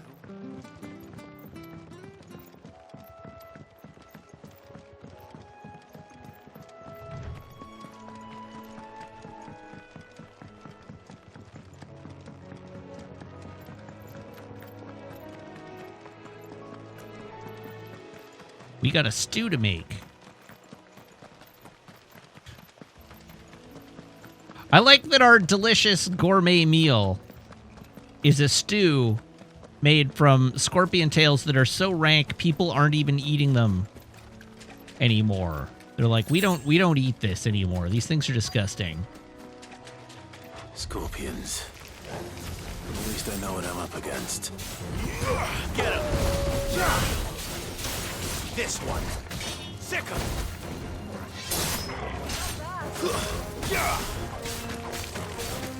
This one.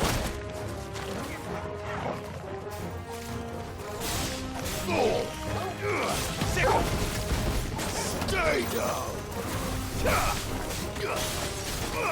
This one.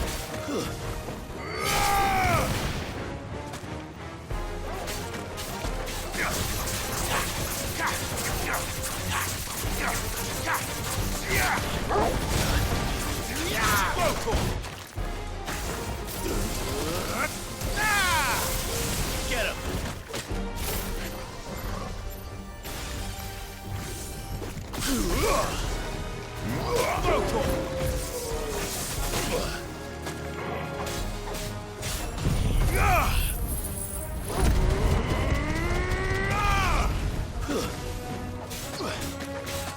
Get him! All right. Scorpions defeated. An unwanted violet. Great. We did it. Get this back to Yvonne before it goes bad. Or any worse, at least.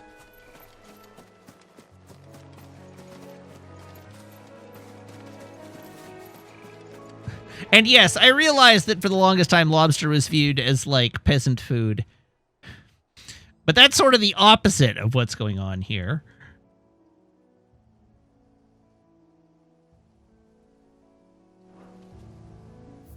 Where am I going? Oh, right.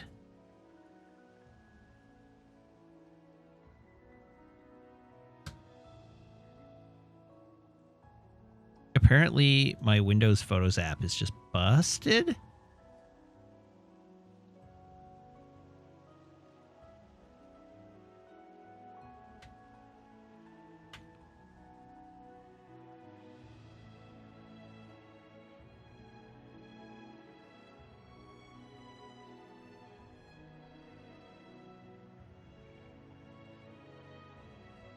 All right, let's open that in a different application.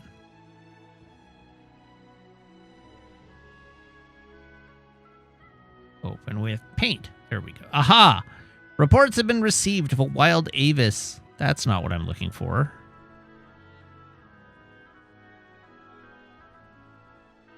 There we go. While passing along the trail from Lost Wing to Cair Norvent, one of our order was met with a sudden blast of wind. Cair Norvent, West Gate.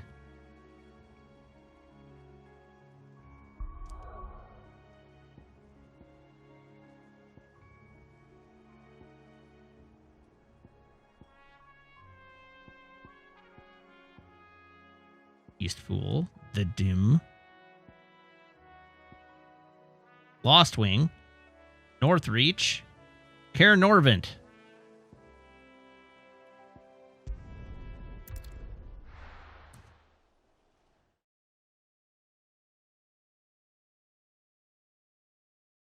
Oh, I suppose the PS5 screenshot function is a good idea.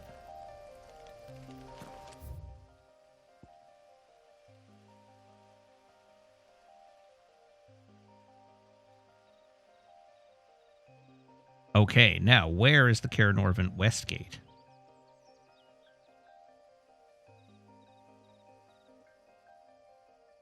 Probably to the west, right?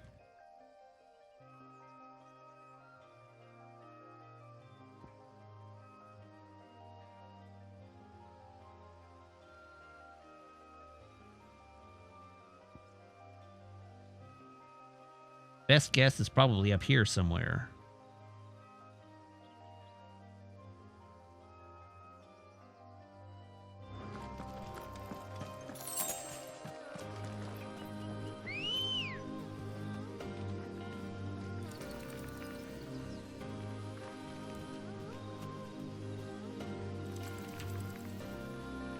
Where's my bird? There it is. Hello!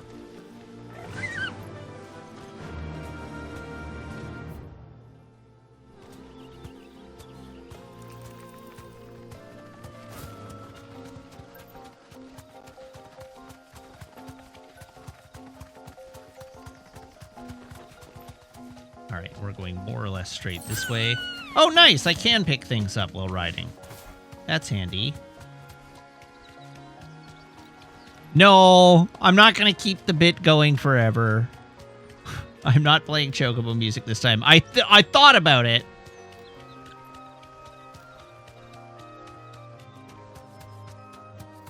But it's such a pain in the ass.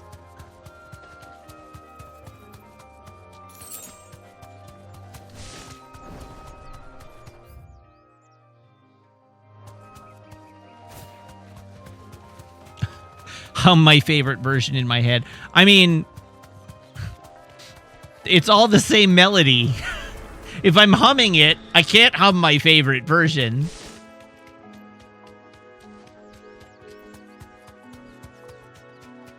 Crazy Chocobo.web. No, ChristmasChocobo.web. Or sorry, ChristmasDchocobo.web.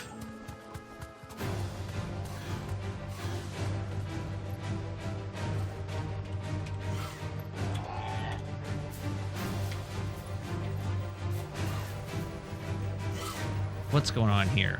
Okay, I should get off my...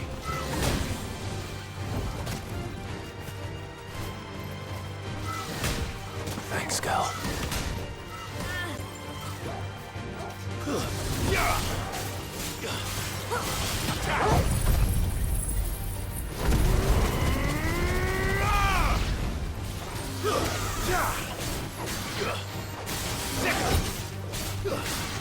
Over here!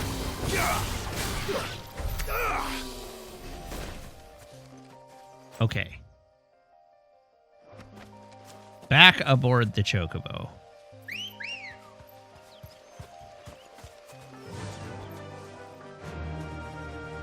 Why did that not... What?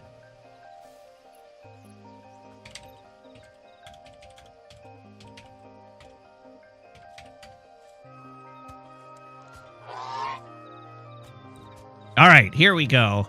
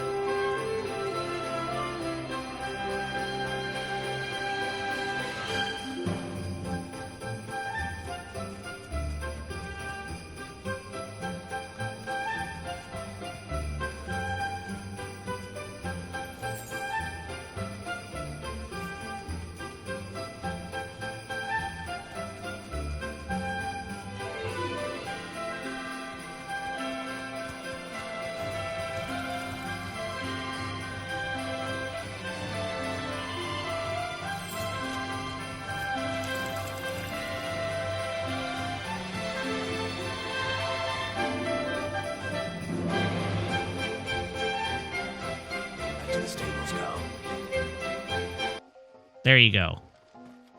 That's my favorite version of the Chocobo theme.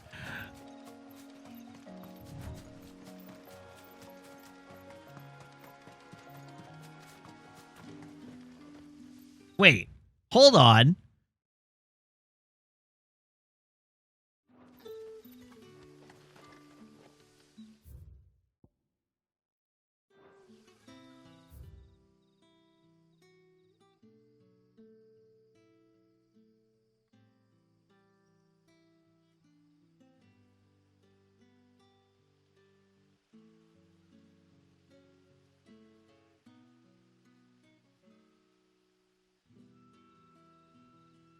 While passing along the trail from Lostwing to Caer Norvent, one of our order was met with a sudden blast of wind so strong that it bent back trunks of old oaks and heard a cry so terrible that he ran for his life.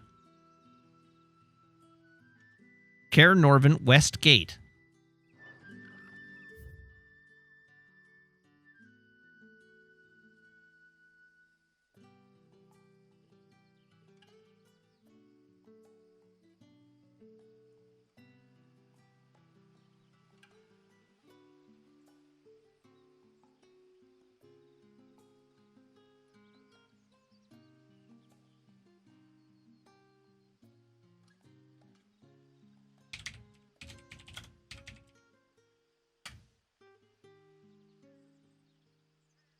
From Lostwing to Caer Norvent. Yeah, I did that.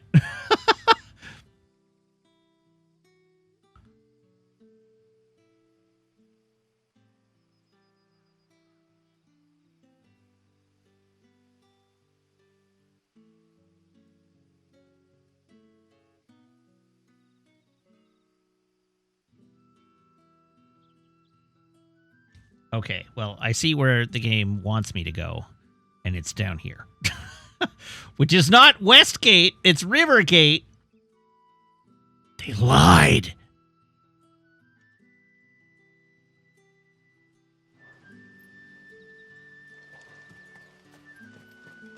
Word is, the Black Shields took a hiding.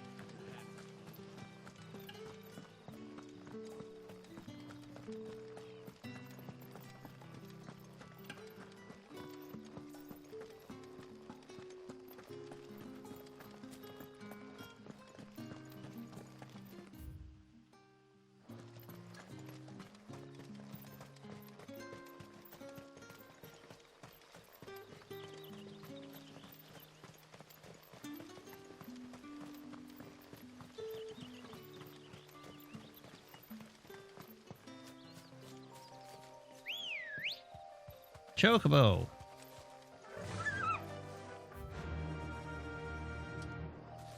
Whee! Fly, Ambrosia. Bad news for you, Clive, but chocobos can't fly. They are flightless birds. Time to fight. You may wish to choose your verbs more carefully in the future.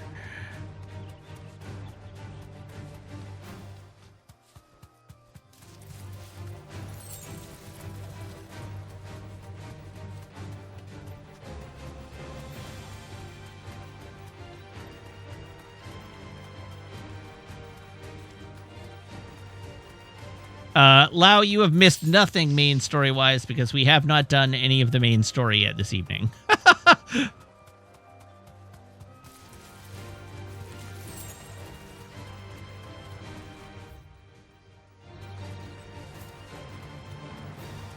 How go the side quest? This is our first side quest.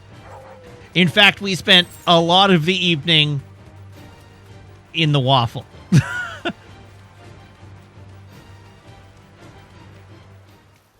Griffins don't exactly make for easy prey. Oh, that's right. This is our More than he can chew. this is our second side quest. Straight home now. My mistake.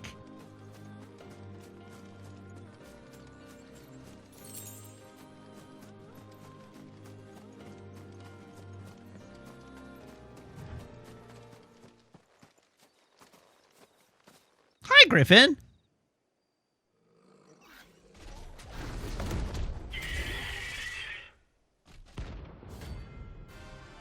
Am I about to get my clock cleaned?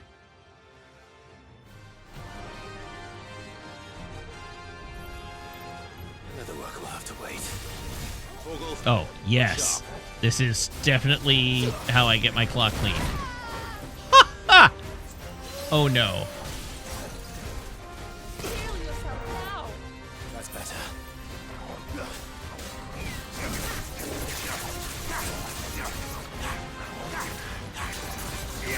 Good. Guess we're all ready.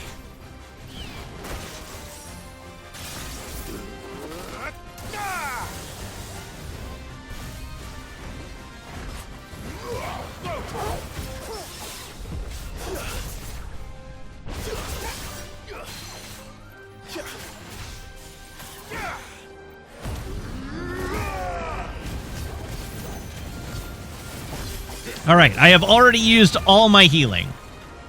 So we're doing great.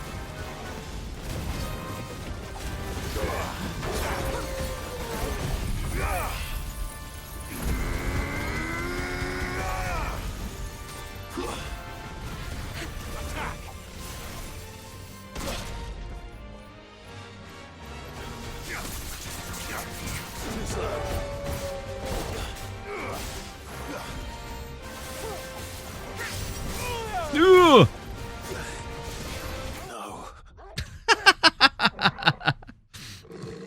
Great start. Great start.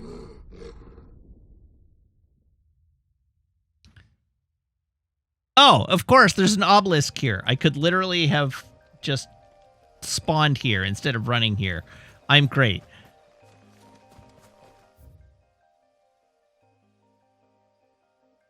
Oh, apparently I never turned that obelisk on?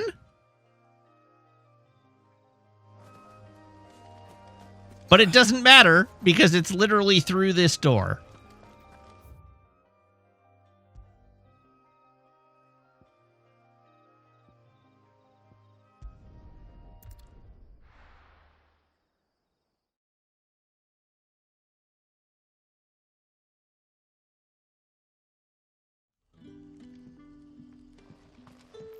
Good day to you. Oh, nope, it's not just through this door.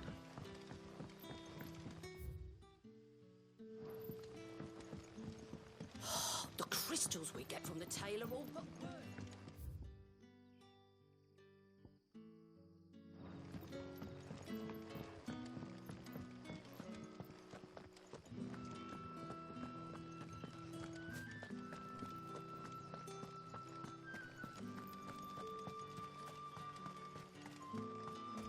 Well, I guess I should turn this obelisk on.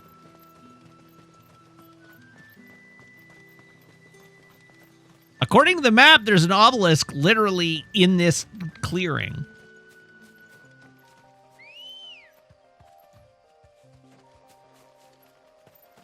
Let's go.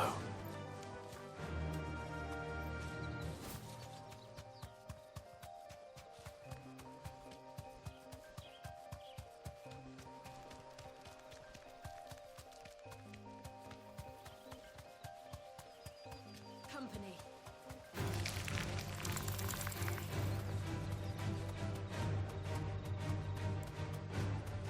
Am I going to trust a random map online or a random chatter with memory issues?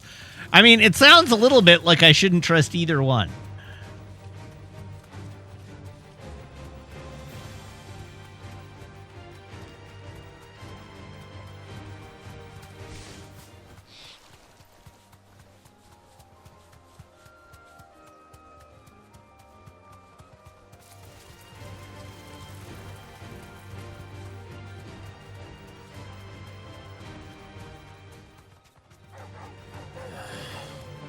Nice doggies.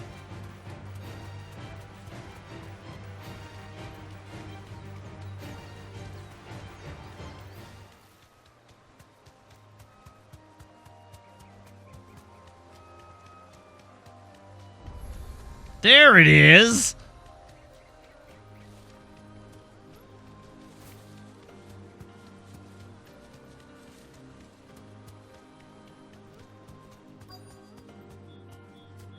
Thanks, girl.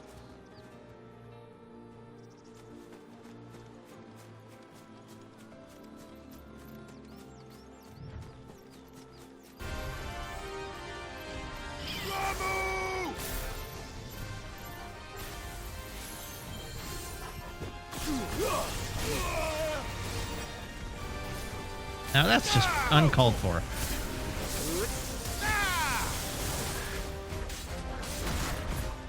Ow.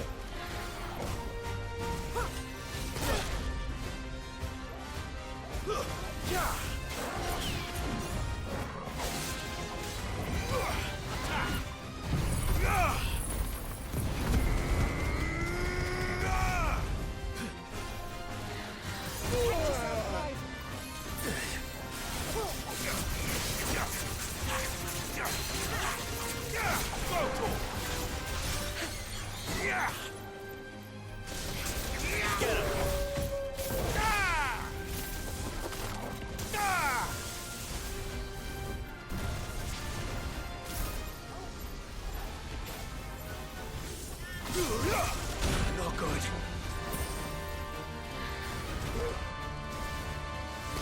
Ow! Jesus. Thanks, boy. Over here!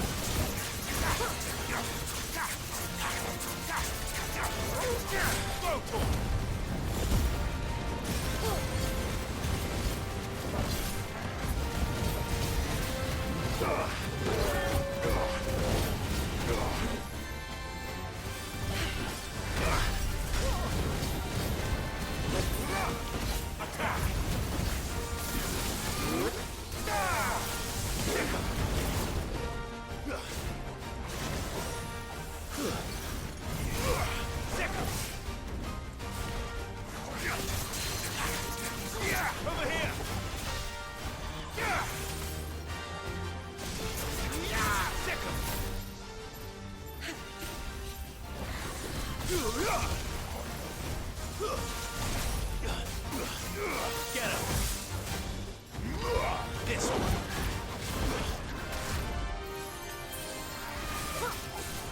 Awaken winds!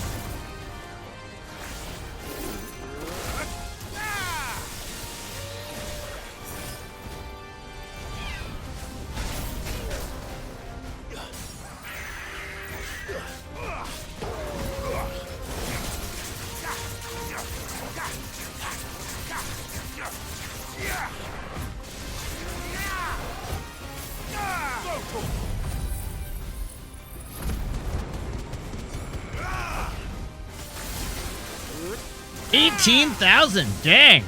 That is the biggest stagger phase I've had so far.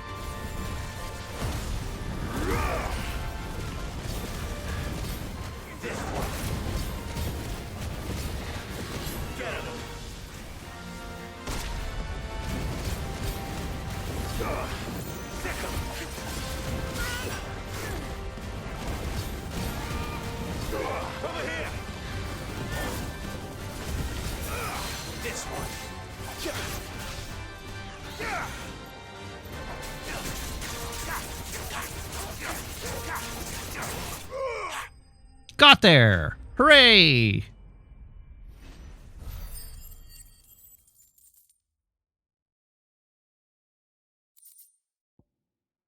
Ooh, Scarletite.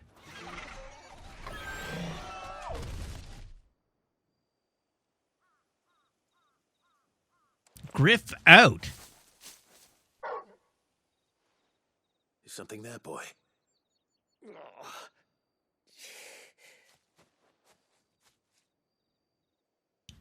Could that be our man?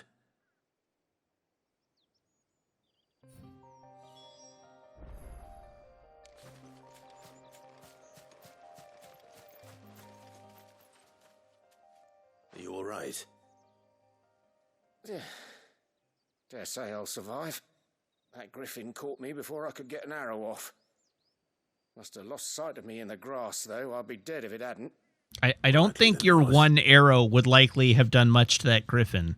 The name's Camille. I'm a lowly leather worker, if you couldn't tell by the smell. If this guy can kill a griffin with a single arrow, Do you remember selling to a merchant by the he should be the hero of the realm, not me. She's not an easy woman to forget. Bought a cuirass from me after I lost my buyer. Quite taken with my work, as far as I recall. Didn't stop her bartering me down to a pittance, though. She sent you for a refund? It's not her who sent me.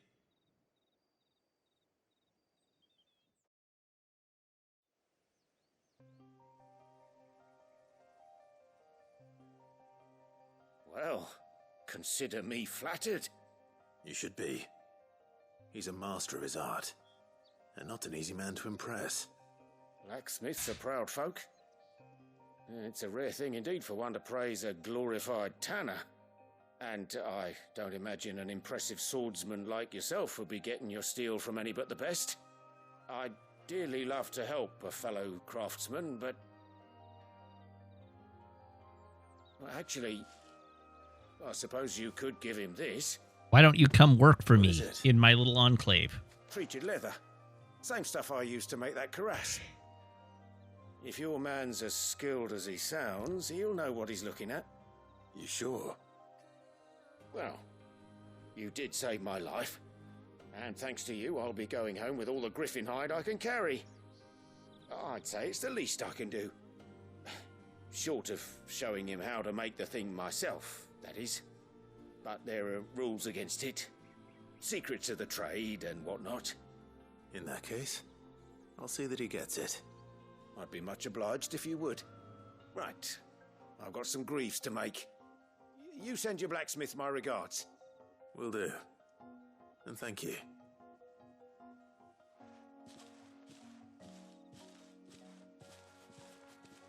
Hopefully this will sweeten Blackthorn's mood. I cannot stop yawning. All right, back to the hideaway we go. Not the lore screen.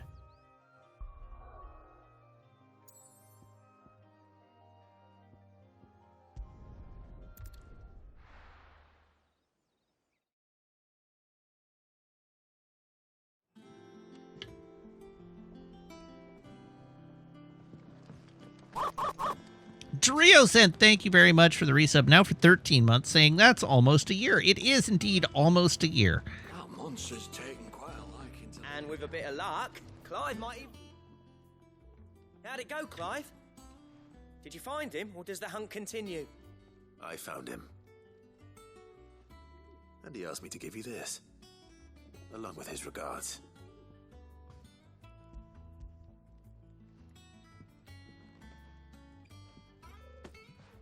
You're joking.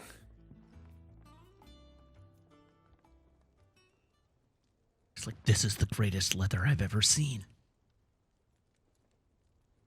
He said he wouldn't teach you how to work it, but that if you were as skilled as you sounded, you'd have no trouble understanding how it was done. So that's his secret. Crafty bastard. He's layered and cross-grained it. Good few times, too. No wonder it's tough. I don't know what any of that That's no means. ordinary oil he's used to get that finish. Oh, this is fine work. Even finer than I thought. Yeah? I'll take your word for it. Just looks like leather to me. Still, I'm glad you're happy. Here, Clive. You didn't happen to catch the fella's name, did you? Camille, I believe. I thought as much. There ain't many leather workers in the realm daft enough to do their own hunting, see, and his name kept cropping up when I was asking around. Turns out he's from Tabor, and again, most leather workers are. But our friend Camille guards a long-held family secret, the details of which are the subject of some debate in the leather-working community. Then we better keep this close to our chests. Like that cuirass. Listen, sorry for putting the both of you to all that trouble. Should have kept my moaning to myself. Still, I'm glad you found him. This has cheered me right up. That was the idea. Clive's idea, anyway. He did most of the work. It's good to have you back, Blackthorn. Just don't expect me to go turning out work like this. There's a reason he does his own hunting. He knows exactly what hides to look for. And that's how he gets them to layer up so nicely. And don't get me started on how much oiling this leather would need. But I reckon I can make something about as good. Something a Cursebreaker will have no trouble caring for. Anyway, enough narrowing. I've got work to be getting on with. Great. Do I get a fresh piece of armor out of this quest? Looks to make number big? A new blacksmith. Number As big. if there was a better one out there. I wouldn't have been the same anyway. No one spins a yarn like old Blackthorn in his cups. Right, now that's He sorted. doesn't spin I've got yarn. duties to attend to. He's a blacksmith. Thanks, Clive. You've given me my mate back.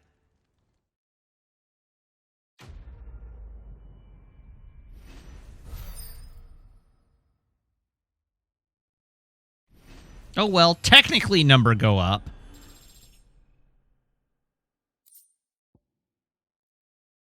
Drake Slayer's Belt Design Draft. A diagram detailing the steps to craft a belt fit for a hero.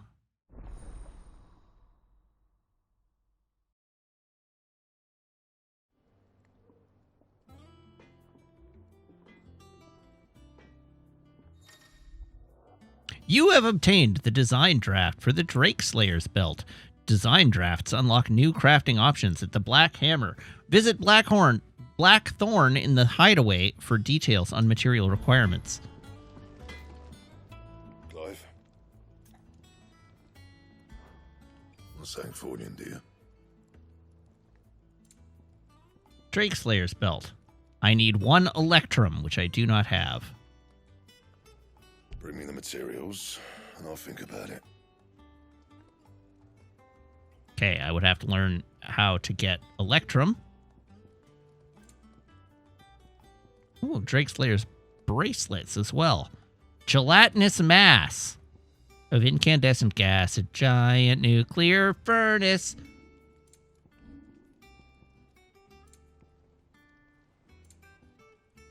And?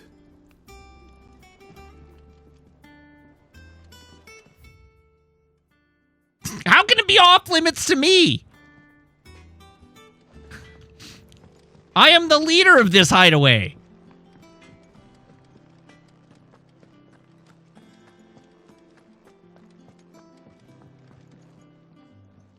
Did you find our mystery ingredient? I did indeed. Marvellous! Let's see. What am I supposed to do with this? It's poisonous, surely. You wouldn't be wrong. But that's your unwanted violet. Into the pot it goes, I suppose. Wait here. I won't be long. Let's eat some delicious scorpion meat. Disgusting! I present Chance's Stew, risen once again from the ashes of obscurity. Grab a spoon, Sid. Let's eat while it's hot. I'm not hungry. Well, it'll be too late once I've licked the bowl clean. Your loss. Oh. Why that sound effect?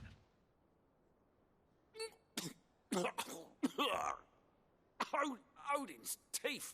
What an assault on the senses. It's like choking on swamp water. And yet, up through the pungency, there rise complex, meaty notes. It takes a moment to recover from such an onslaught of flavours, but never have I tasted anything so fine. Thank you, Sid. You just described it like swamp water. Welcome. I must share this gift. I won't rest until a steaming bowl of Chance's Stew sits before everyone in the hideaway. A single mouthful, and Molly will be breeding scorpions of her own. I'm sure she will. Delicious and nutritious.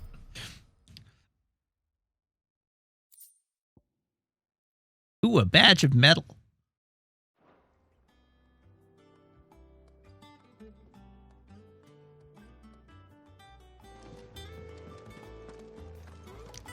Drustanis. Onward to Drustanis.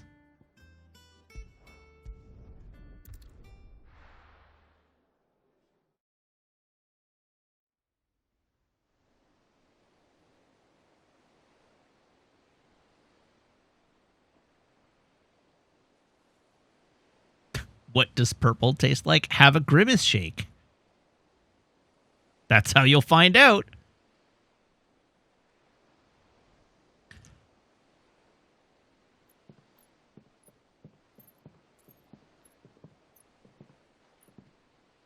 Useful trick. Freezing and thawing the spray to make mist. How did you learn to use your powers like this? The masters made me do it. When the Crusaders took to the seas, to keep the fleet's movements from prying eyes. I'm fine. No, you're not. Oh, Jill's gonna turn to a rock.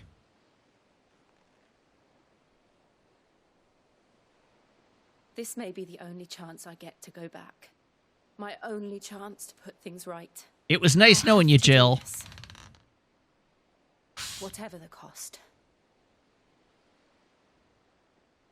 All right. When you set out for revenge, remember to dig 2 graves.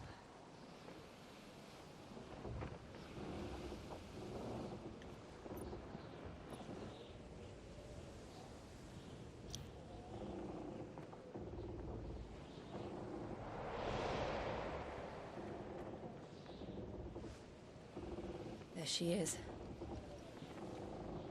The Iron Kingdom's mother crystal.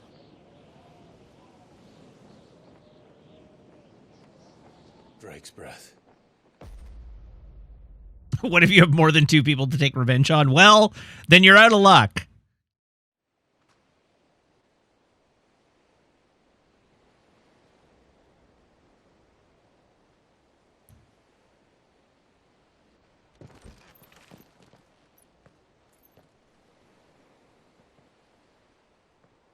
Strong currents, sharp rocks, and ether floods. Let's not forget them. This island is a natural fortress. But safety breeds complacency, allowing a single rowing boat to slip in unseen. Meanwhile, in the fortress, they're like, there's a rowing boat! Inside the mountain. If we follow the old trail, we should be able to enter by the back gate. All right. Let's go.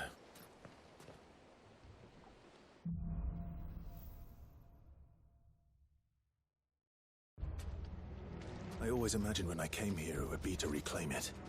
It used to belong to Rosaria, didn't it? Once, though it's been in the Ironblood's clutches for far too long. As was I. For 13 years, this rock was my home. I know its secrets only too well. This path was abandoned after an ether flood. They don't guard it anymore. The perfect little shortcut. Why would they not guard it anymore? Lau, we're here because we're going to blow up the big rock.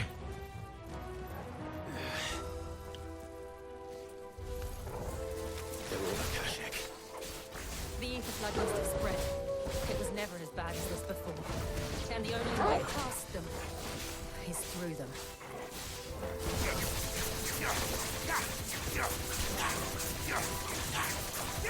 Get him!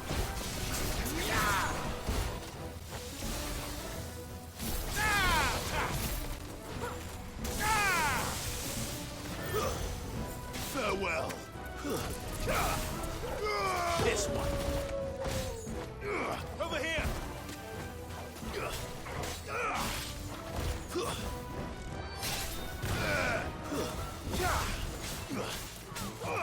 Yes. This is where Jill was kidnapped and taken to.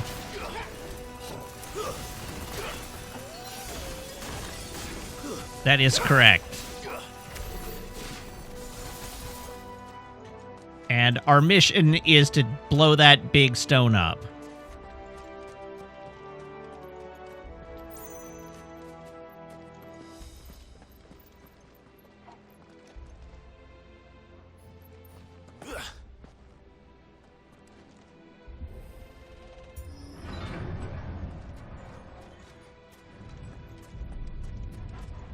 Was that an earthquake? They happen all the time. That wasn't even a bad one. It's nothing to worry about. Really? Frequent earthquakes is not a thing to worry about? That seems dubious.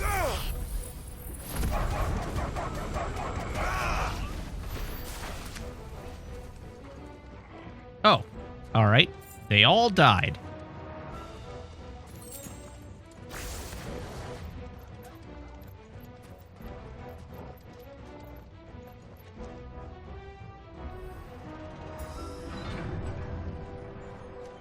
What the hell is that?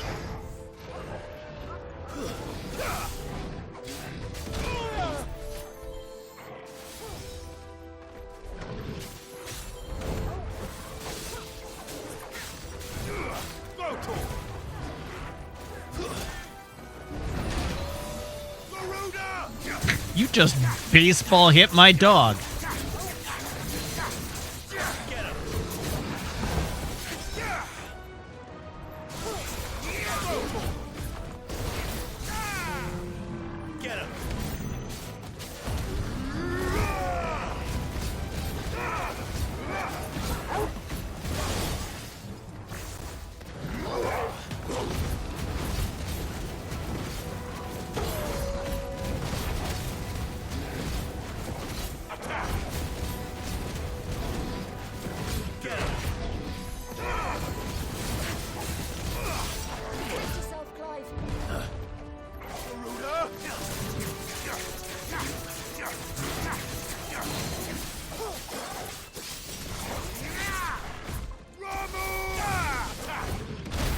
Ow.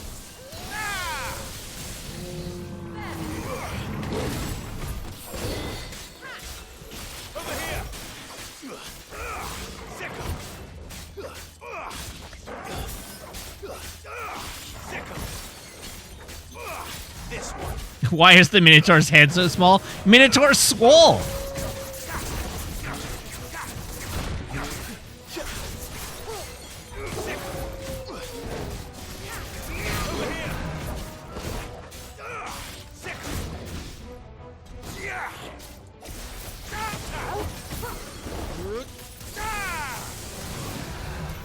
The old arboretum is just ahead. We'll enter the caves from there. I'm pretty sure he's using the same rig. And is just a model variation on the ogre. So yes, the fact that he looks more like a troll than a minotaur probably has something to do with that.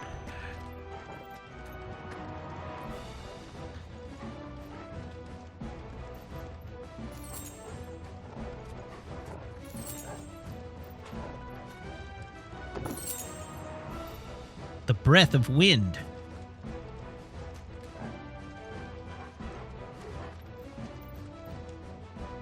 Whoosh. Oh, this looks like a boss room.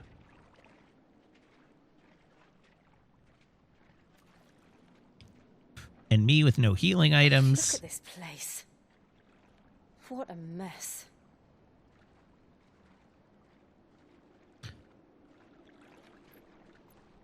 Wait.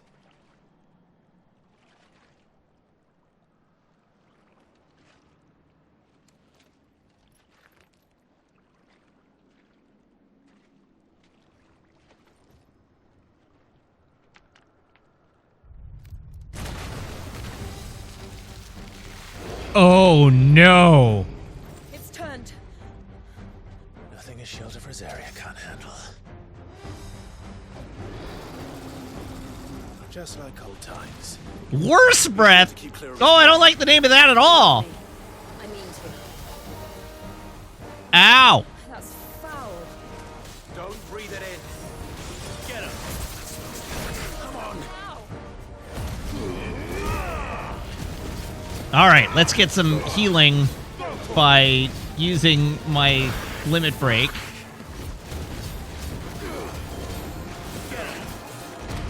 Oh.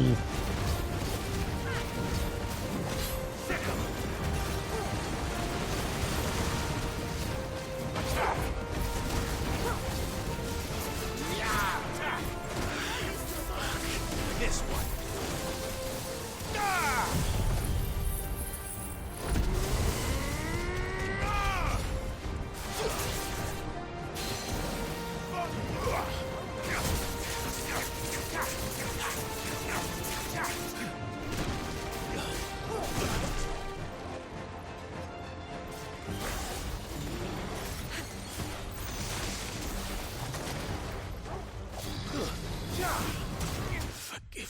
Whoops.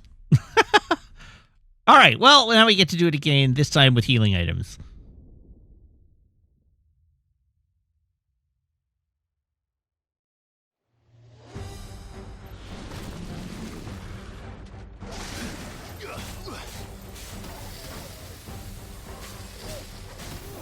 Get him.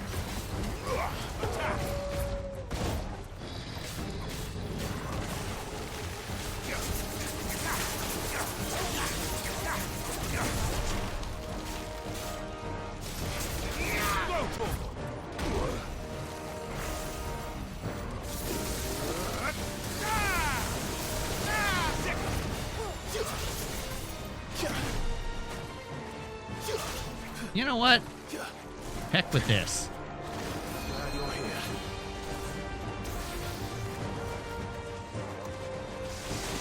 Come at me, Broseph.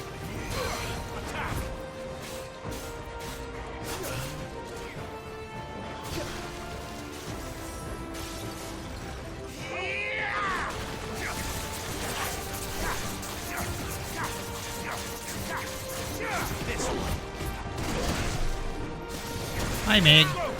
Hi, good night. I'm in the middle of a boss fight. I apologize. It's fine. I know your priority. Sorry? I know that you love video games than me. It's fine. Don't worry about it.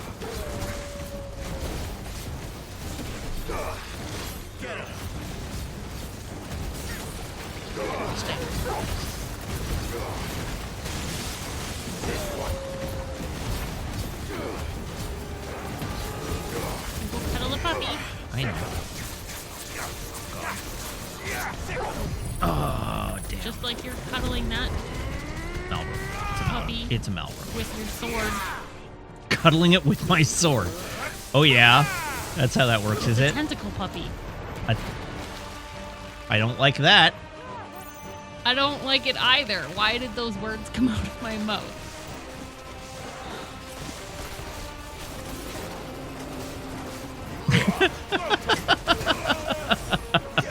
Why did those words come out of your mouth? That's a great question.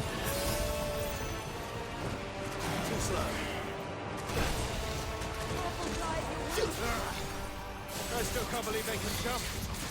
Don't these things have roots? It's not an Needed that. It's a plentiful. Sextopus. No, it has more than 6.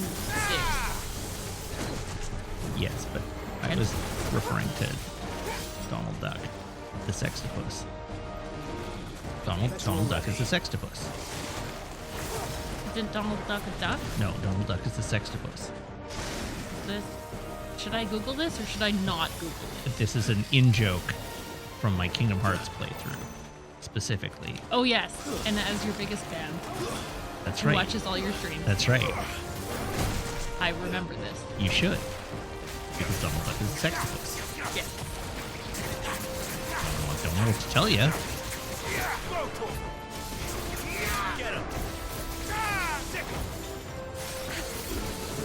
Oh, He turns into an octopus with 6 legs. Oh, okay. Sure. Well, That he has seems fine. 4 tentacles and 2 Wings. arms. Arms or Well, I mean, Donald Oh, I Duck's, guess Donald he Duck's does wings have- function as arms, not as wings. So Huh. Okay. Well, good night. good night to you too. Thanks for joining us.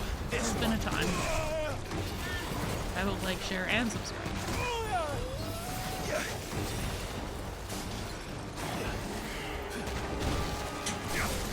Of course she's cleaning her butt on my pillow. It's what she lives for. Enough. Oh, I killed it.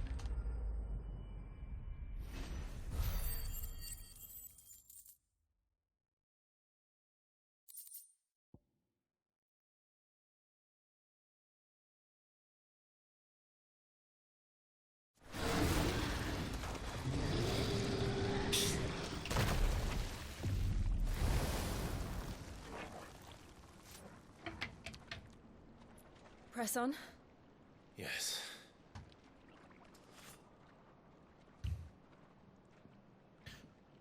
All right, well, that sure was a boss fight there for no apparent reason.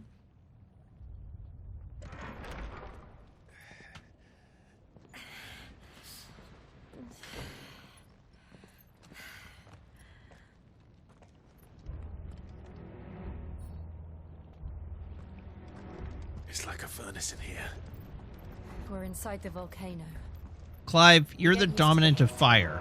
Though I Why don't are you remember it phased being at all quite by this heat? hot.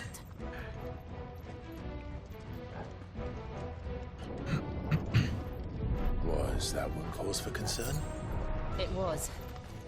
And they're getting bigger. Something's wrong.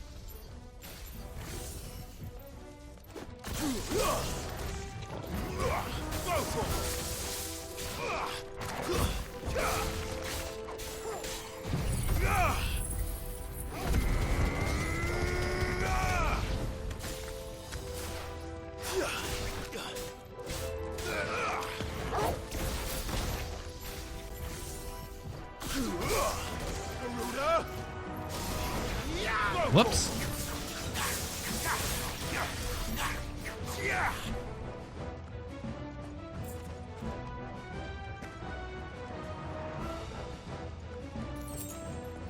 Oh, delightful. There's some sort of dragons.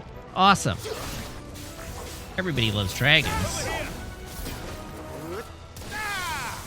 Especially the dragons found in dungeons. I'm given to understand that dungeon dragons are beloved by many.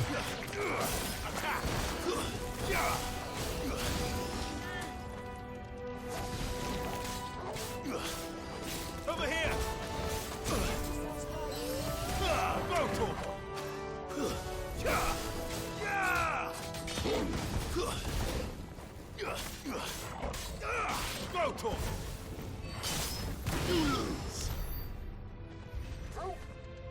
Okay, does anybody remember which way we were going? That way. Thanks, Torgal! Oh, Jesus Christ. Oh, Jesus Christ. Nice try.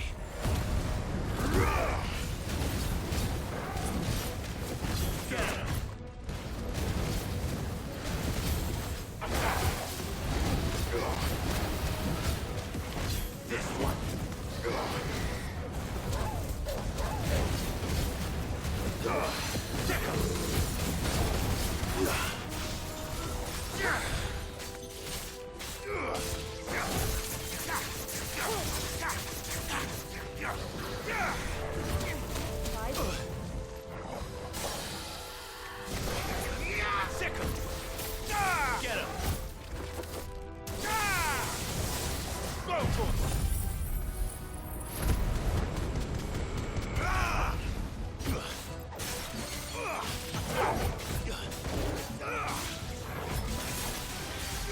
22,000! Heck yeah!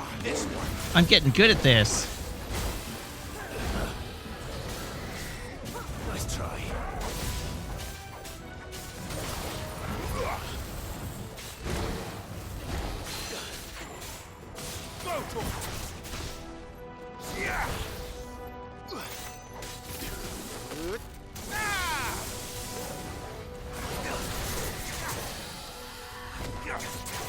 This one.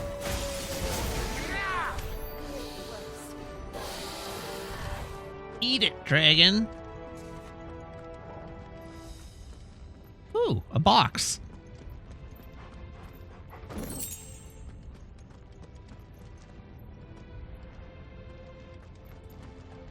Well, only the boss and mini-boss enemies are super tanky. But yes, the tankiness is kind of annoying. I agree.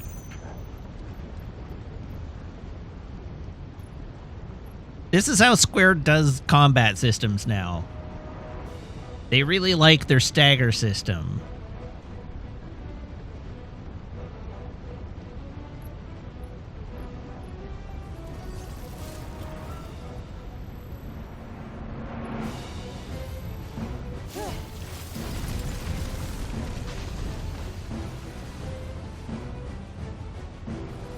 Quickly, before it melts!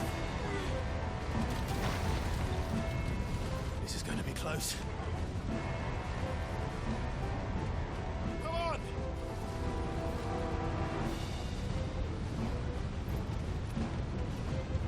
Oh no, there's no more classic turn-based combat. They haven't done that in ages.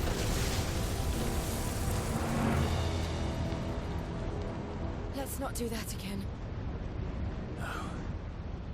Let's not.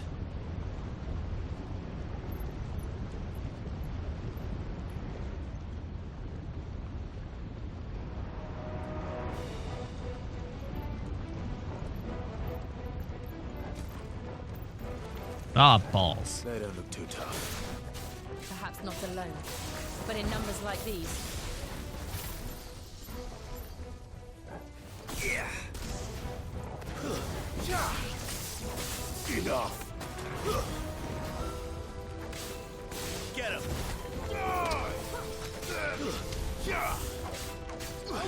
I was saying in a previous stream, I actually think the stagger system that they've implemented for these games works really well for what they're trying to do. I just think they've tuned it wrong.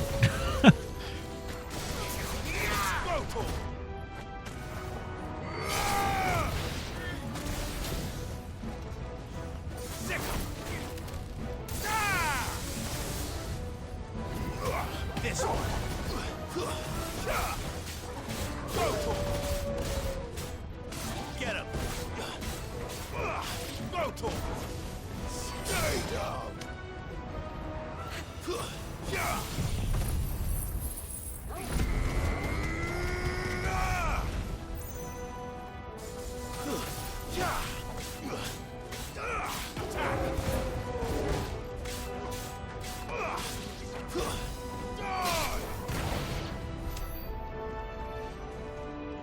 Okay, there we go. Insufficient inventory space, potion used. Well, I guess that's good. Torgal, which way are we meant to go? That way. Which way did we come in here? We came in from that direction. What is this way? Well, we aren't going this Oh. way. Well, look for another path. that answers that question. Anyhow, on the question of tuning it wrong, I think this game basically works. Like, I think the combat of this game basically works. The stagger system is there to give combat an ebb and flow, right? You've got periods where you're making really good progress and then periods where you slow down.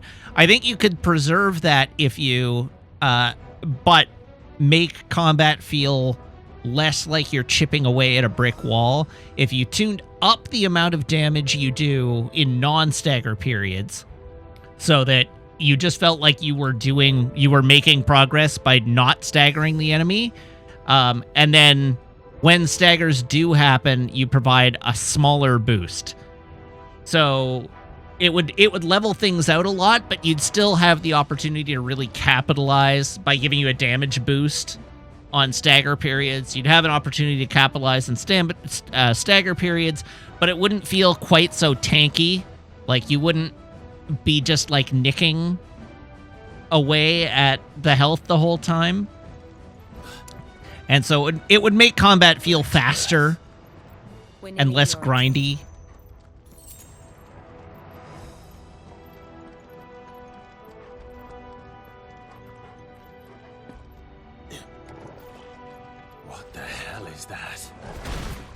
Absolutely no It's a idea. red moose, obviously. Read the name bar, Clive.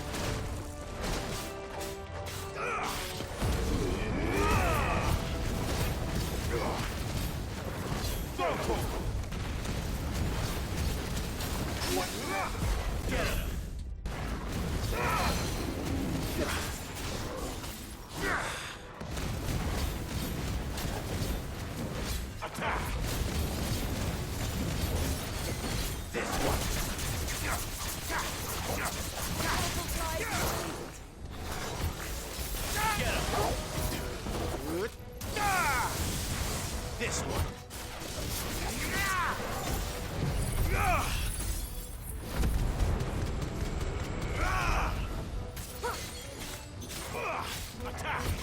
Okay, I put a crap ton of damage on him. Yes, I did put a crap ton of damage on him.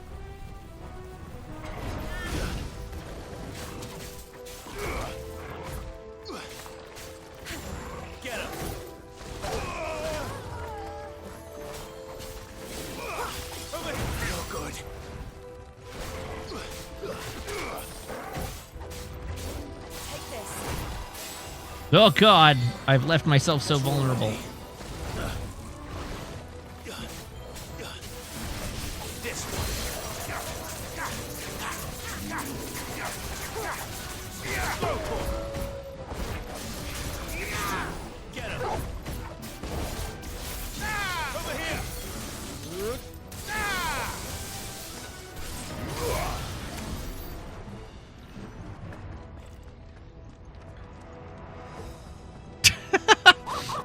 I neither work for BioWare nor Bungie.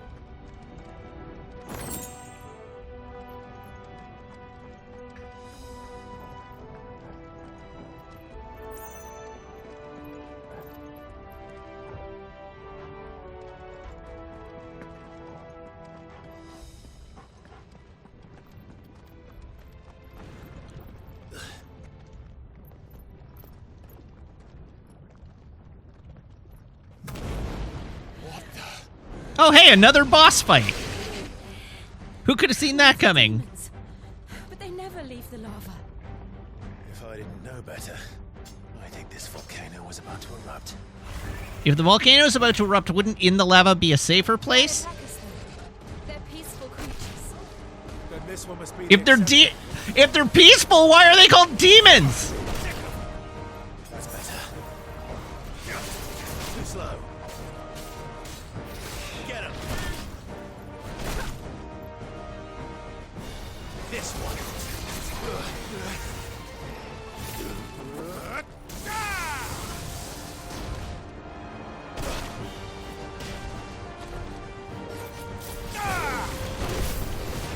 Better already. Ow!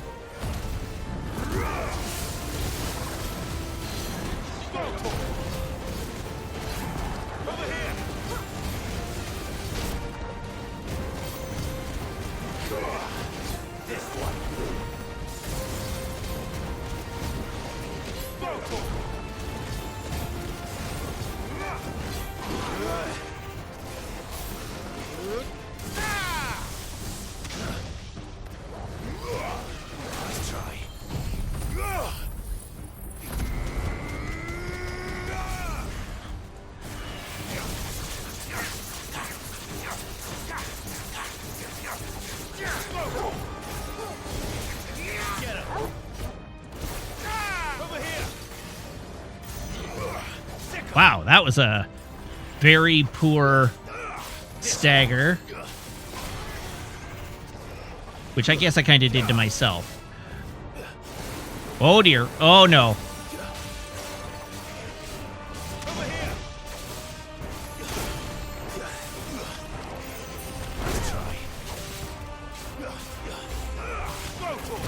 No! What's it doing? Nothing good, I'll wager.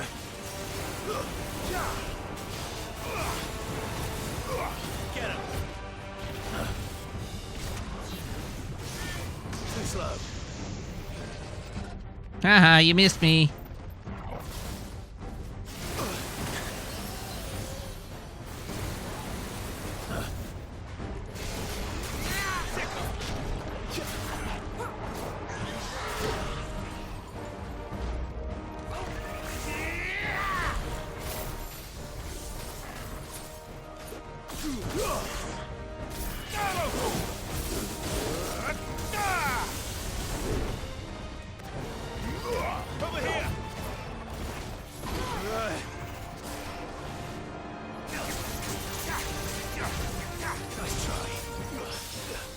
Ooh, a parry! Heck yeah!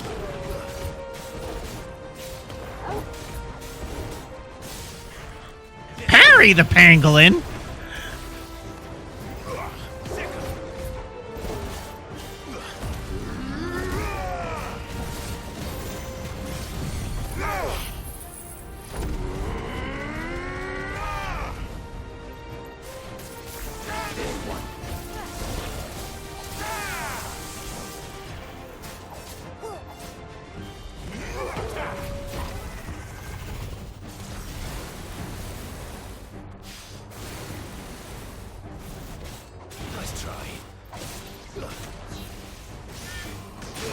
Ow!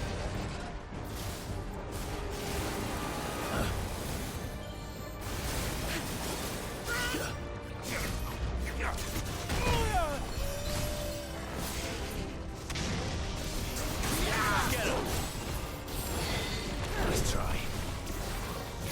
Over here.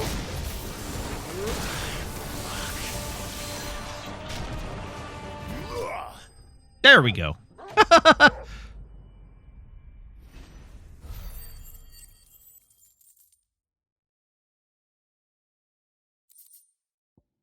A gnarled scale.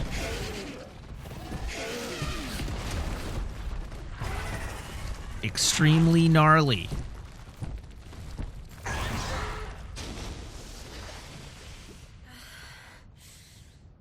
You hurt. Just hot. You got that right. Thank you. Quite a commotion our friend made. Let's hope the guards didn't hear it. The gate to the inner chambers is just up there. Then we make for the sanctuary. I need to finish this. Before the heat finishes me. Here, here.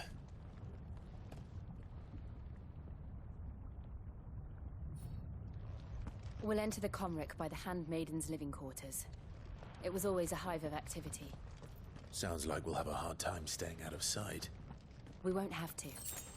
There's someone there I should very much like to see. Hop, hop, hop, hop, hop.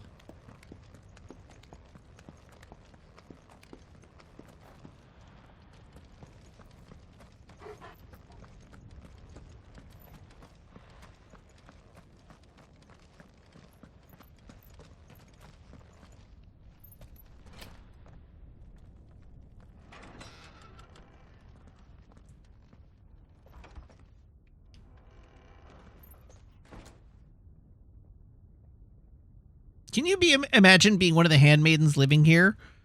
It's like, yeah, our living quarters are in the volcano next to the giant demon.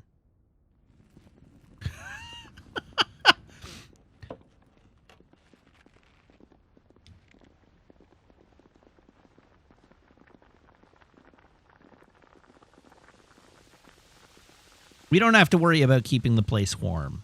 That's nice. It doesn't get cold at night.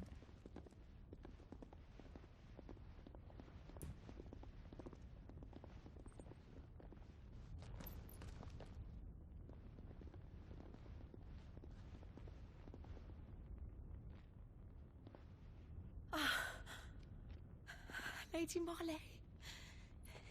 I like that Jill apparently had a shower and washed her clothes in between the volcano and here. It is, my lady. We cannot talk here. Come with me.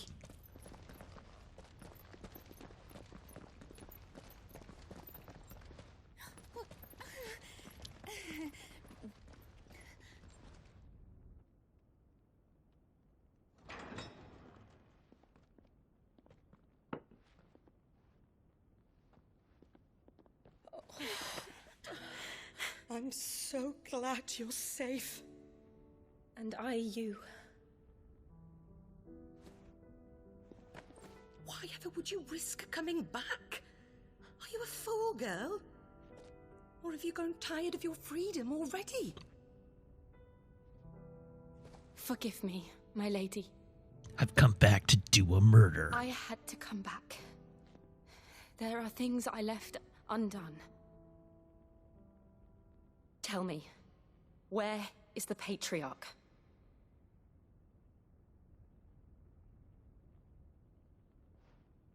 At this hour, he'll be in the Comric, giving thanks. You mean... Oh, that fiend! Clive, we have to get to the sanctuary. Now. So, giving thanks was a euphemism for something deplorable. You must flee this place, gather your things, and go. Now listen here, Jill. We have company.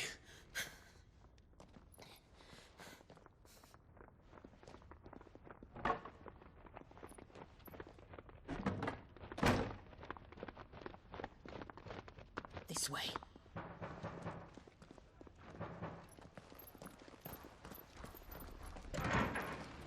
Follow this passage. It leads straight to the Comric. Go on, stop dawdling. Thank you. You were always so kind to me. My light in the darkness. Take care, my lady, please. You deserve better than this. A long and happy life, promise me.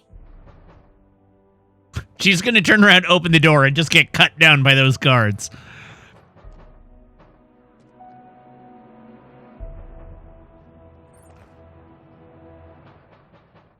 I'll live if you promise to do the same. Sorted.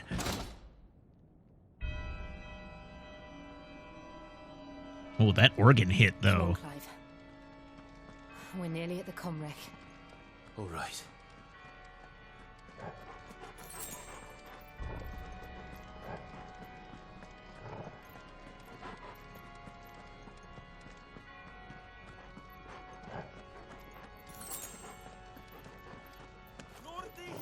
Here's our welcoming party. I've had enough of their hospitality.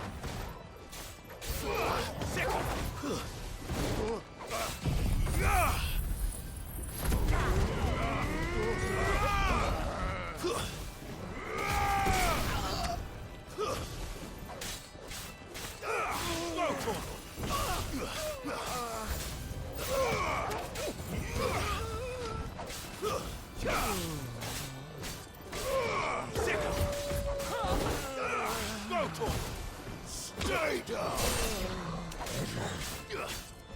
Get him. Sick him. You're not sure if this game has enough particle effects? How would you know it's a next-gen game if it didn't have particle effects out the wazoo? That's how you know it's next generation. Fire and flame. Would you say through the fire and flame? No, you'd not. Torgal wants me to go that way, which means I go this way.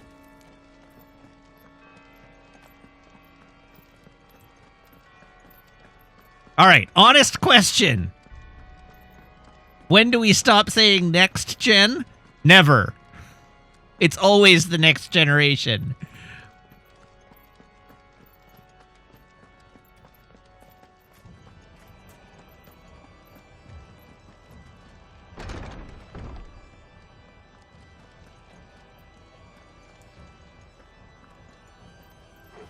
This is next generation until the next generation of consoles are announced. And then those become next generation and this becomes current generation. That's how it works. I didn't make the rules.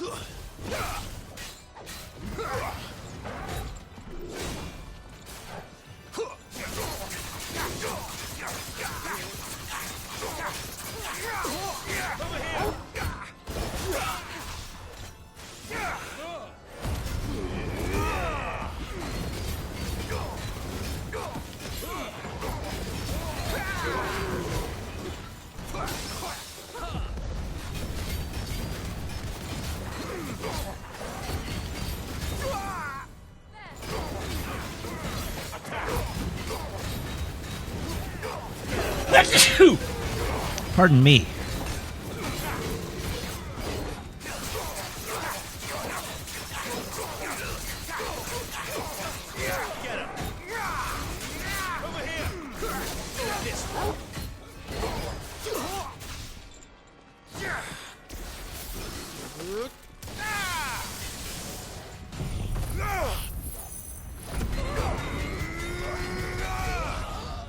Waken wins!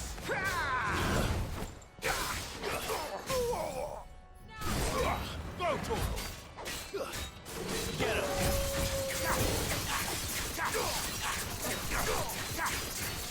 This one! Over here! Get him!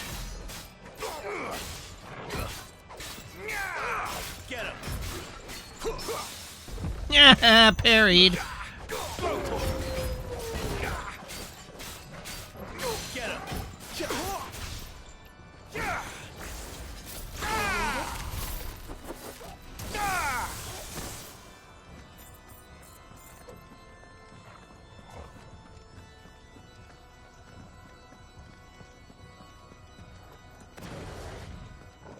Blah. That organ, though.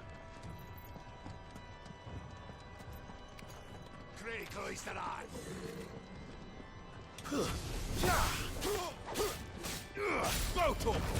Over here! Attack! Over here!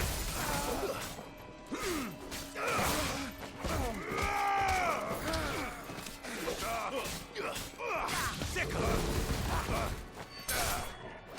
Stabby, stabby.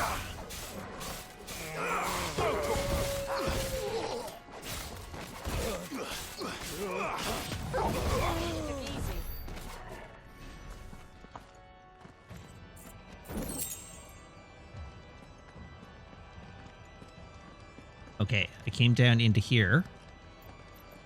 There's a door. I have to be careful about the doors I open in case I start a, 25-minute long story sequence. Something I need you to know. I saw the Patriarch do things no one should have to see. And so I swore that he would die by my hand. I understand. I faced my demons, and you must face yours. All right, so this is going to be super grim. Just FYI.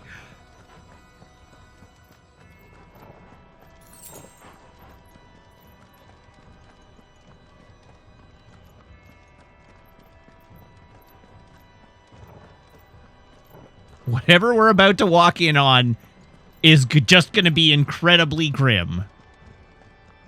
Deeply unsettling. Just one last push. I got it. Go.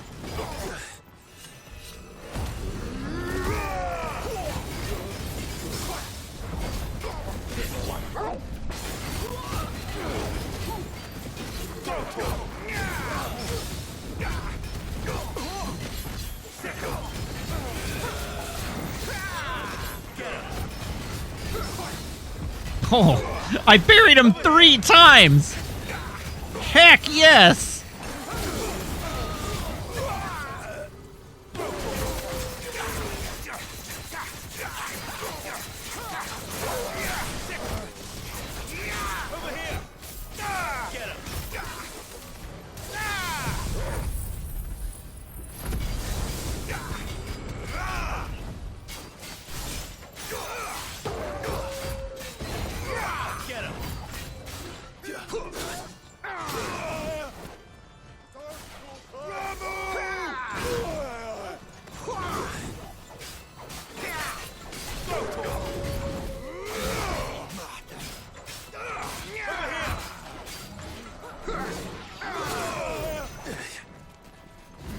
This one.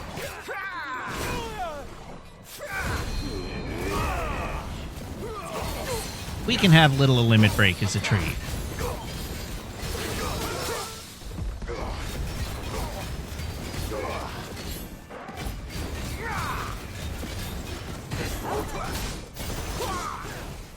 How on earth? Come on.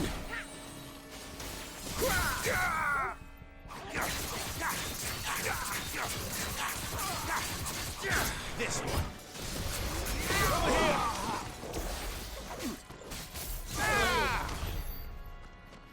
All right, combat complete.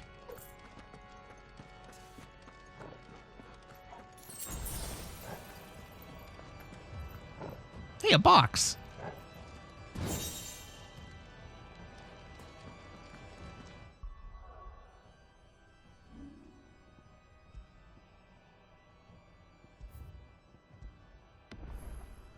Alrighty, and I'm going to call it there, and we'll come back to what I'm sure will be a delightful start of next stream. So, thank you very much, everybody, for tuning in. Thank you to everybody who subscribes, everybody who follows, everybody who cheers, everybody who chats, and everybody who hangs out and lurks. It is a genuine thrill to stream for you, and I hope you have as much fun watching as I do playing. I'll be back on Tuesday, same mat time, same mat channel, here on twitch.tv/Wiggins at 6:30 p.m. Pacific Daylight Time, playing more Final Fantasy XVI, so I do hope you'll tune in then. In the meantime, you can follow me on Twitter, YouTube, TikTok, and Instagram at Wiggins_TV, and I have a Discord server you can join if you're a subscriber by making sure your Twitch account and Discord account are linked in Discord's back end, where my server will appear to you as if by magic among your linked